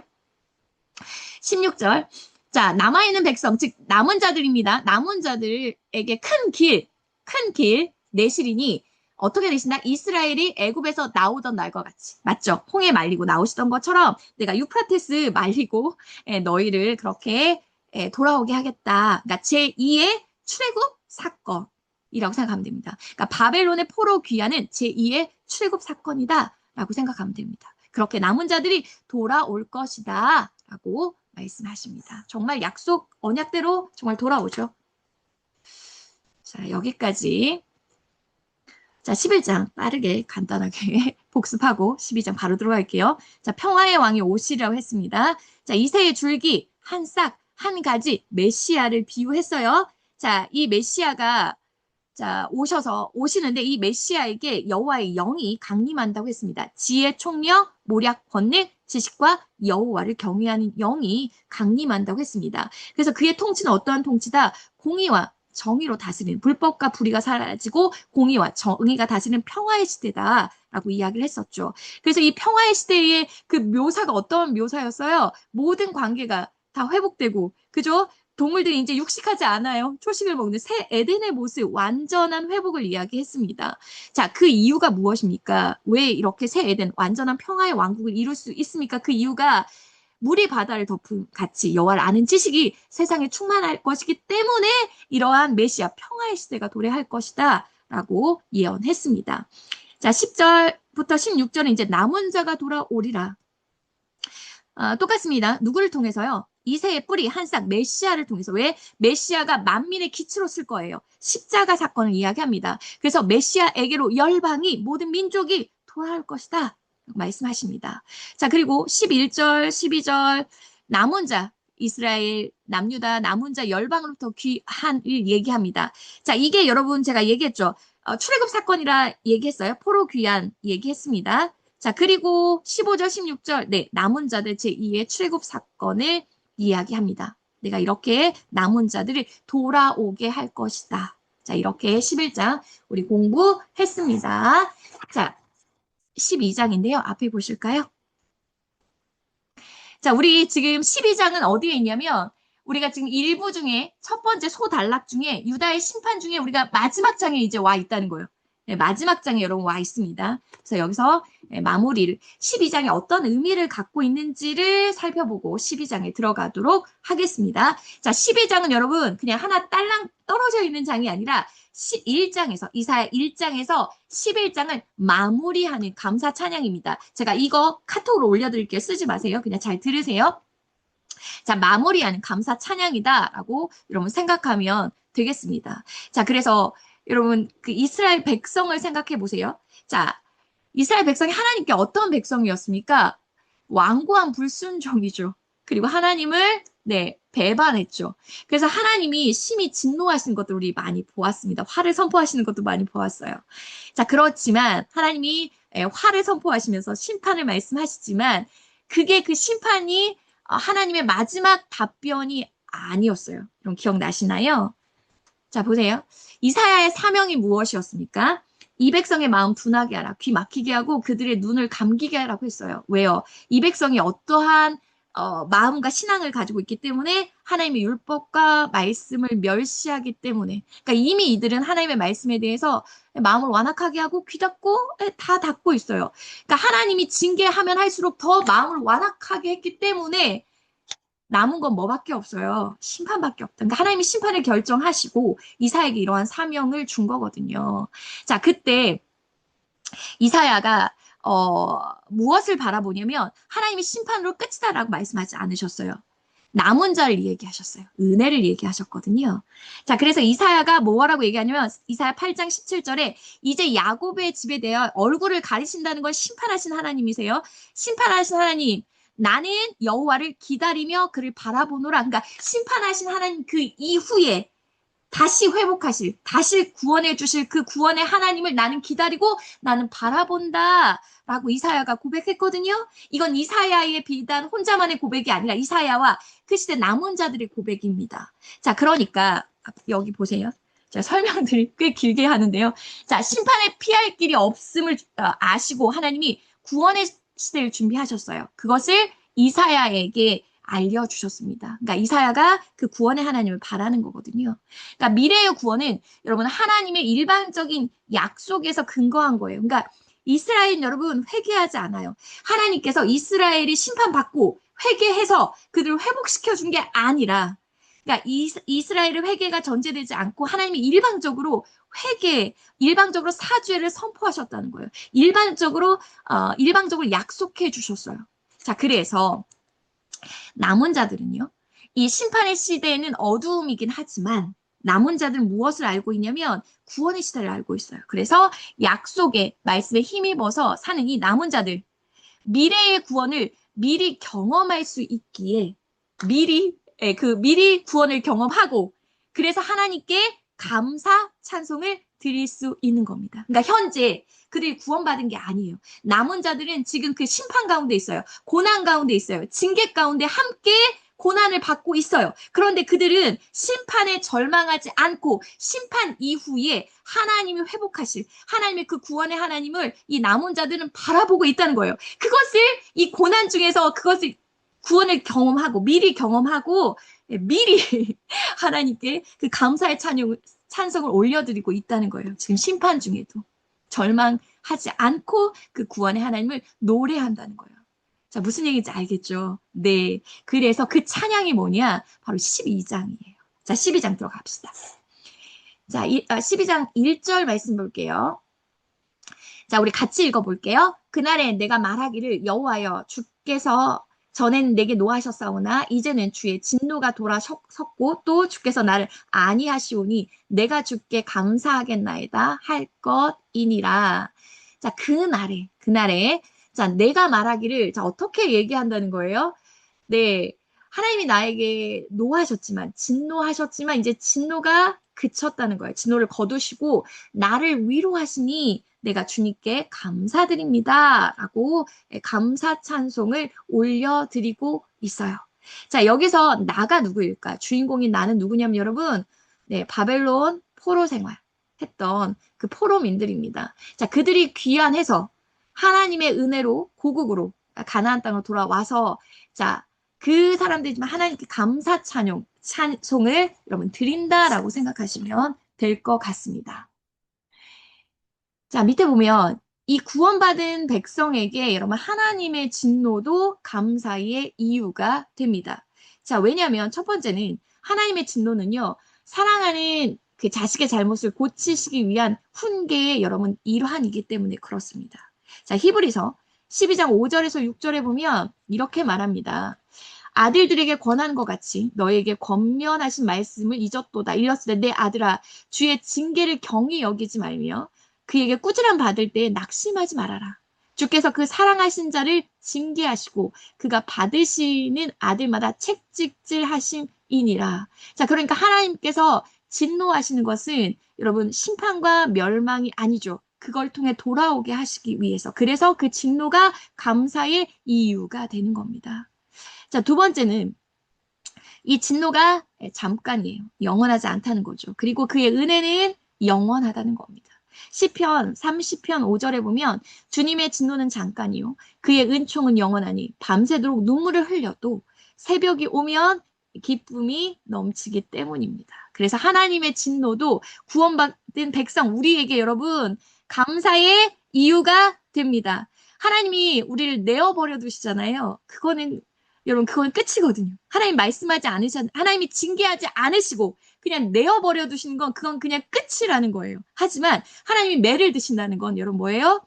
네, 우리를 돌이키시기 위한 거예요. 그러니까 그 진노도, 하나님의 징계도 우리의 감사의 이유가 된다는 겁니다. 그러니까 여러분, 하나님의 징계를 너무나 두려워하거나 무서워하지 마세요. 하나님 날 징계하신 것 같다 그러면 하나님 감사합니다. 나를 죄의 길에서 돌이켜서 날 다시 하나님의 사랑으로 은혜로 붙드시기 위해서 날 징계하시는군요. 하나님 감사합니다. 이런 우리의 감사의 기도 제목이 되었으면 좋겠습니다. 자, 2절입니다. 2절도 우리 함께 합독하겠습니다. 보라, 하나님은 나의 구원이시라. 내가 신뢰하고 두려움이 없으리니 주 여호와는 나의 힘이시며 나의 노래시며 나의 구원이시니라. 여러분 이거 어디서 많이 들었던 거죠? 자, 출애굽기 15장 2절에 보면 자, 모세가 그 이스라엘 백성들과 홍해를 건넌 후에요. 그 미리암을 주도로 해서 하나님께 찬양을 드리거든요. 그 찬양에 보면 15장 2절 우리 함께 읽겠습니다. 여호와는 나의 힘이시요 노래시요 나의 구원이시로다. 그는 나의 하나님이시니 내가 그를 찬송할 것이요 내 아버지의 하나님이시니 내가 그를 높이리이다. 라고 말하고 있습니다. 그러니까 출애굽을 경험한 그 자기의 조상들이죠. 자기의 조상들과 동일한 그 구원을 체험할 것이고 그래서 동일한 감사의 노래를 부를 것이다 라고 말하고 있습니다. 자, 여기서 여러분 내가 하나님을 신뢰하고 두려움이 없으리라 라고 말을 했습니다. 자, 그 이유가 무엇입니까? 교재를 보세요. 왜냐하면 여호와는 나의 힘이고 나의 노래이며 나의 구원이시기 때문에 우리가 하나님을 신뢰하고 우리가 두려워하지 않는 것입니다. 여기서 여러분 제가 좀 생각할 걸 밑에 좀 묵상할 걸 밑에 적어놨는데요. 여러분 하나님을 힘으로 삼고 또한 하나님을 노래와 구원으로 경험하는 것이 신앙의 최고의 여러분 경지입니다. 하나님을 힘으로 삼고 하나님을 노래하며 구원으로 경험하는 것이 우리 신앙의 최고의 여러분 경지입니다. 자, 그래서 생각해 볼게. 자, 하나님이 주시는 선물로 힘을 얻는 것. 그죠? 우리가 하나님 주신 그 힘과 도움으로 힘을 얻습니다. 근데 그것과 하나님 자체를 힘이라고 고백하는 것에 차이가 있습니다. 또한 하나님에 대해서 우리가 노래하죠. 자, 그것과 하나님을 나의 노래라고 고백하는 것에 차이가 있습니다. 하나님의 구원을 경험하는 것과 하나님 자체를 구원이라고 고백하는 것에 여러분 차이가 있습니다. 그죠? 하나님이 우리는 때론 전 그런 것 같아요. 하나님의 손에 제 눈이 집중되어 있어요. 하나님이 나에게 무엇을 주실까? 하나님의 도움에, 하나님의 손에 보기에 좀 급급합니다. 자, 그런데 생각해보면 우리는 하나님의 손보다는 무엇을 봐야 돼요? 하나님의 얼굴을 봐야 되죠. 하나님의 얼굴. 하나님이 우리의 목적이 되셔야 되죠. 하나님을 우리가 수단처럼 우리가 이용하면 안 되고 하나님 자체, 하나님 그분 자체가 우리가 우리의 목적이 되어야 됩니다. 하나님 자체가 우리의 힘이 되어야 되고요. 하나님 자체가 우리의 노래가 되어야 되고 하나님 자체가 우리의 기쁨과 소망과 사랑이 되셔야 되죠. 이게 우리에게 가장 근본이죠. 자, 그래서 하박국은요. 이걸 경험한 하박국의 고백 우리 한번 해볼게요. 자, 하박국 3장 17절에서 19절 우리 함께 합독하겠습니다. 시작. 비록 무화과 나무가 무성하지 못하며 포도나무가 열매가 없으며 감람나무에 소출이 없으며 밭에 먹을 것이 없으며 우리의 양이 없으며 외양간에 소가 없을지라도 나는 여호와로 말미암아 즐거워하며 나의 구원의 하나님으로 말미암아 기뻐하리로다. 주 여호와는 나의 힘이시라. 나의 발을 사슴과 같게 하사 나를 나의 높은 곳으로 다니게 하시리로다. 나는 여호와로 말미암아 즐거워하며 나의 구원의 하나님으로 말미암아 기뻐하리로다. 그죠? 무화과 나무가 없어도 포도나무 열매가 없어도 감람나무의 소출이 없어도 밭에 먹을 것이 없어도 내게 아무것도 남아 있지 않아도 나는 여호와로 말미암아 즐거워하고 나의 구원의 하나님으로 말미암아 기뻐하리로다. 이 하박국의 고백이 우리의 고백이 되길 간절히 소망합니다. 오직 하나님 한 분만으로 충분하길 원합니다. 오직 하나님 한 분만으로 충분하길 원합니다. 자, 3절 우리 같이 고백합시다. 그러므로 너희가 기쁨으로 구원의 우물들에서 물을 기르리로다. 이런 구원의 감격과 기쁨을 어떻게 표현했습니까? 우물. 계속 솟아나는 샘솟는 우물로 지금 노래하고 있습니다.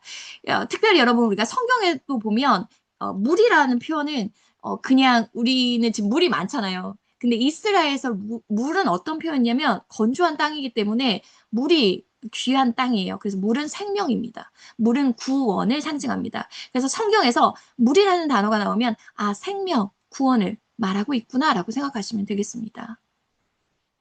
자, 4절입니다.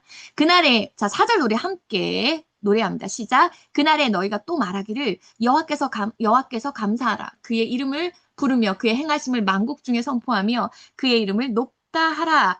지금 하나님의 구원을 경험한 사람들의 반응을 이야기하는데 네 개의 명령문으로 얘기하고 있어요. 자, 첫 번째는 뭡니까? 여호와께 감사하라는 거죠. 여러분, 그러니까 구원받은 백성의 최초의 언어는 뭐냐면 주님 감사합니다. 입니다. 구원받은 백성의 처음으로 고백이 주님 감사합니다.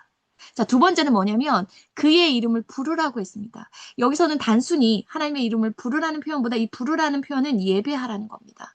하나님을 예배하는 겁니다. 자, 세 번째는 뭐냐면 그의 행하심을 만국 중에 널리 알리라. 즉, 그 구원을요, 하나님의 그 구원의 역사를 전하라는 거죠. 복음 전도를 이야기하고 있습니다. 자, 네 번째는 뭐냐면 그의 이름을 높이라는 거죠. 하나님께 영광을 돌려라. 하나님을 영화롭게 하라. 라는 말입니다. 그러니까 모든 행위로서 하나님을 높이며 하나님을 영광 되게 하는 것. 이게 여러분 우리 성도의 궁극적인 목표입니다. 자, 하나님의 구원을 경험한 사람들의 우리가 반응이죠. 그래서 5절에 이렇게 선포하라고 합니다. 자, 우리 5절 같이 선포합시다. 시작. 여호와를 찬송할 것은 극히 아름다운 일을 하셨음이니 이를 온 땅에 알게 할지어다. 극히 아름다운 일에 밑줄 짝. 자, 극히 아름다운 일이라는 건 여러분 어떤 일일까요? 하나님의 아름다운 구원의 역사입니다. 구원의 역사를 말하고 있습니다. 그러니까 1차적으로는 지금 포로 귀환민들, 바벨론 포로 귀환민들이 돌아와서 하나님의 그 구원의 역사를 찬송하며 온 세계에 알려야 한다라는 여러분 그 사명을 갖는 겁니다. 또한 우리에게도 적용시켜보면 하나님께 구원받은 백성들이 네, 성령을 의지해서 만민 가운데 복음을 증거해야 된다는 거죠. 자, 그래서 예수님께서 우리에게 지상명령으로 말씀하셨어요, 여러분. 우리 거기 마태복음 28장 18절 20절 우리 같이 합독합시다. 시작.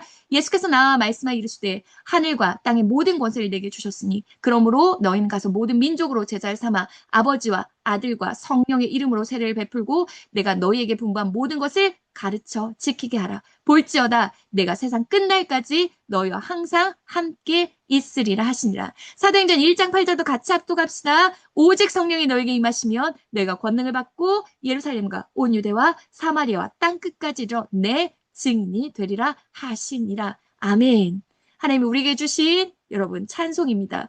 구원에서 그치면 안 되죠. 우리의 개인 구원에서 그치면 안 되고요. 만방 가운데, 열방 가운데, 이 나라 이민족 가운데 우리 이웃에게 나아가서 하나님의 구원의 역사를 선포하는 것, 복음을 전도하는 것 우리에게 사명으로 주신 것입니다. 자, 제가 그 아래에 여러분, 그 아래에 사람은 하나님께 예배드릴 때 최고의 기쁨과 행복을 누리도록 창조되었다라고 제가 써 있죠. 왜냐면 우리가 지금 본 이사야 12장이 예배의 본질에 대해서 우리가 예배에 어떤 태도를 가져야 되냐에 대해서 이야기하고 있거든요. 그래서 우리가 여기서 예배를 조금 더 생각해 보길 원합니다. 그래서 교재에 보시면 자, 사람은요, 하나님을 예배할 때 최고의 기쁨과 행복을 누리도록 창조받았습니다. 하나님은 우리를 예배자로 우리를 창조하셨습니다. 그래서 우리가 하나님을 찬양할 때요, 최고의 기쁨과 행복을 누리는 겁니다, 여러분. 자, 우리가 첫 번째 어느 자리에 서야 되냐면요, 피조물의 자리에 우리가 있어야 됩니다. 자, 우리가 피조물이에요. 우리의 창조주는 누구십니까? 여호와 하나님이십니다. 인간뿐만 아니라 모든 온 세상 우주 만물을 창조하신 그 창조주 앞에 우리는 피조물의 자리에서요. 하나님의 그 광대하신 그 위엄과 권능 앞에 엎드려야 합니다. 또한 우리는 죄인의 자리에 여러분 있어야 합니다. 거룩하신 하나님의 그 위엄 앞에 우리가 온몸을 여러분 굽혀야 되는 거죠. 또한 하나님의 자녀로서의 자리에서 우리의 아버지, 우리의 사랑과 국률로 우리를 양육하시는 그 아버지 앞에 우리가 무릎을 꿇고 그 아버지를 예배해야 됩니다. 자, 우리는 누구를 예배해야 됩니까? 우리의 창조주 하나님, 그리고 거룩하신 하나님, 우리를 죄로 구원해 주신 그 구원의 하나님, 그리고 우리의 아버지, 우리의 사랑의 하나님을 우리가 예배해야 한다는 겁니다. 그럴 때 우리에게 최고의 기쁨과 최고의 행복이 우리에게 주어집니다. 좀 한 걸음 더 나갈게요. 자, 12장, 여러분 교재에 있습니다. 예배의 본질이 무엇이며 예배 시 우리가 누리게 되는 축복이 어떠한지를 이야기했거든요. 그걸 조금 더 보겠습니다. 자, 첫 번째는 예배의 근거입니다. 자, 예배의 근거가 뭐냐면 12장 1절에 보니까 하나님이 진노해서 돌이켜 주셨잖아요. 그러니까 하나님의 진노에서 구원받은 감격이 우리의 예배의 여러분 근거가 됩니다. 자, 여러분, 하나님의 진노에서 구원을 받았다? 자, 우리의 죄가 사하여졌다라는 거잖아요. 죄사함의 감격입니다. 죄사함의 감격이 우리의 예배의 여러분 근거가 된다는 겁니다. 우리가 얼마나 초라하고, 우리가 얼마나 비참한 죄인인지, 우리가 얼마나 하나님을 거역하며 살아왔는지, 우리가 얼마나 하나님의 말씀을 듣지 않고 목이 굳은 백성인지, 그러한 죄인인지, 우리가 깊이 있게 우리가 깨닫는다면 그 죄인을 용서해 주시는 하나님의 그 구원의 감격은 얼마나 더 클까요? 그러니까 우리가 죄인이라는 그 사실, 얼마나 큰 죄인이라는 사실을 우리가 깨달으면 깨달을수록 하나님의 은혜는 더 큰 겁니다. 여러분, 조그만 것을, 그러니까 적은 빚을 진 사람이 사함을 받는 것과 많은 것을 빚진 사람이 사함을 받는 것, 어떤 사람이 더 그 감격이 큽니까? 많은 빚을 탕감받는 사람이 그 은혜가 크잖아요. 그러니까 우리가 죄인이라는 걸 더 깊이 있게 통감한다면 하나님의 은혜는 더 크겠죠. 자, 두 번째입니다. 자, 우리가 예배 드릴 때 하나님은요, 우리에게 무엇을 주시냐면 새 힘과 그리고 용기를 주십니다. 그래서 12장 3절에 구원의 우물물에서 그 물을 올리는 행위와 같습니다. 자, 우리는 우리의 인생을 무엇과 비유하냐면 광야 같은 인생이라고 비유합니다. 자, 근데 예배는 뭐냐? 이 광야 같은 우리가 인생을 살아갈 때 예배는 우리에게 구원의 우물이 되는 거예요, 여러분. 우리의 영의 양식이 되는 겁니다. 우리의 생명수가 되는 겁니다. 그러니까 예배를 드리면 우리 메말랐던, 우리의 힘들었던 우리의 심령에 하나님 무엇을 주십니까? 힘과 용기를 주시는 겁니다.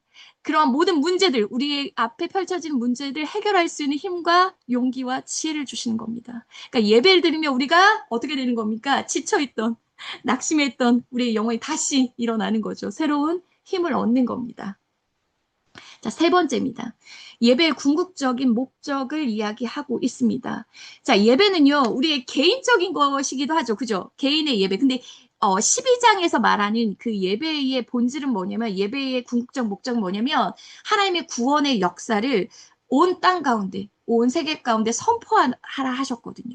그러니까 예배는 우리가 하나님을 개인적으로 예배할 때도 그것은 개인에서 끝나지 않고 우주적이며 사회적인 의미를 갖게 되는 겁니다. 그래서 예배는 여러분 뭐라고요? 네, 공적인, 그러니까 하나님의 구원의 역사를 만방 가운데 네, 선포하는 거다라고 생각하시면 되겠습니다. 자, 그래서 우리가 예배할 때 어떻게 예배해야 됩니까? 네, 만민 가운데 우리가 그 복음, 구원 사역을 선포하며 기쁨의 함성을 터뜨리고 춤을 추면서 온갖 악기로, 그러니까 모든 것을 다하여서 하나님을 우리가 찬양하고 예배해야 된다는 겁니다. 여러분, 우리가 지금 이사야 12장을 보면서 또한 예배의 지금 본질과 그리고 우리가 예배 때 우리에게 주시는 그 축복에 대해서 우리가 지금 살펴보았거든요. 자, 한 번 듣는 것으로 끝이면 안 되죠. 여러분, 이 시간이 끝나면 좀 더 이사야 12장을 가지고 예배에 대해서 묵상해 보셨으면 좋겠습니다. 자, 벌써 9시가 되는데요. 자, 오늘 우리가 11장, 12장, 그래서 메시아의 왕국에 대해서 우리가 공부했습니다. 이새의 줄기에서 난 한 싹, 한 줄기.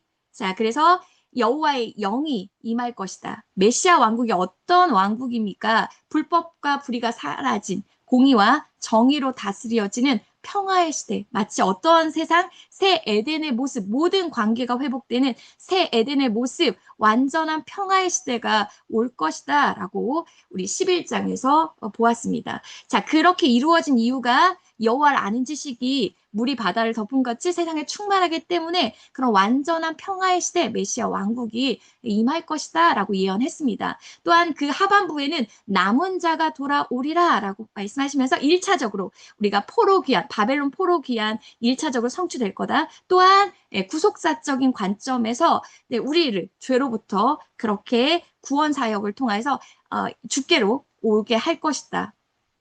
우리 남은 자에 대한 그 귀환도 말씀하셨습니다. 그리고 12장은 그 남은 자들이 돌아와서 하나님께 감사 찬양을 올리는 겁니다. 그게 1차적인 거고요. 두 번째는 구원받은 하나님의 백성, 우리가 하나님께 그 구원에 감격해서 감사 찬양을 올려야 됩니다. 또한 우리에게 사명을 주셨죠. 만방 가운데 하나님의 구원 사역, 복음을 전하라 라고 우리에게 사명 또한 주셨습니다.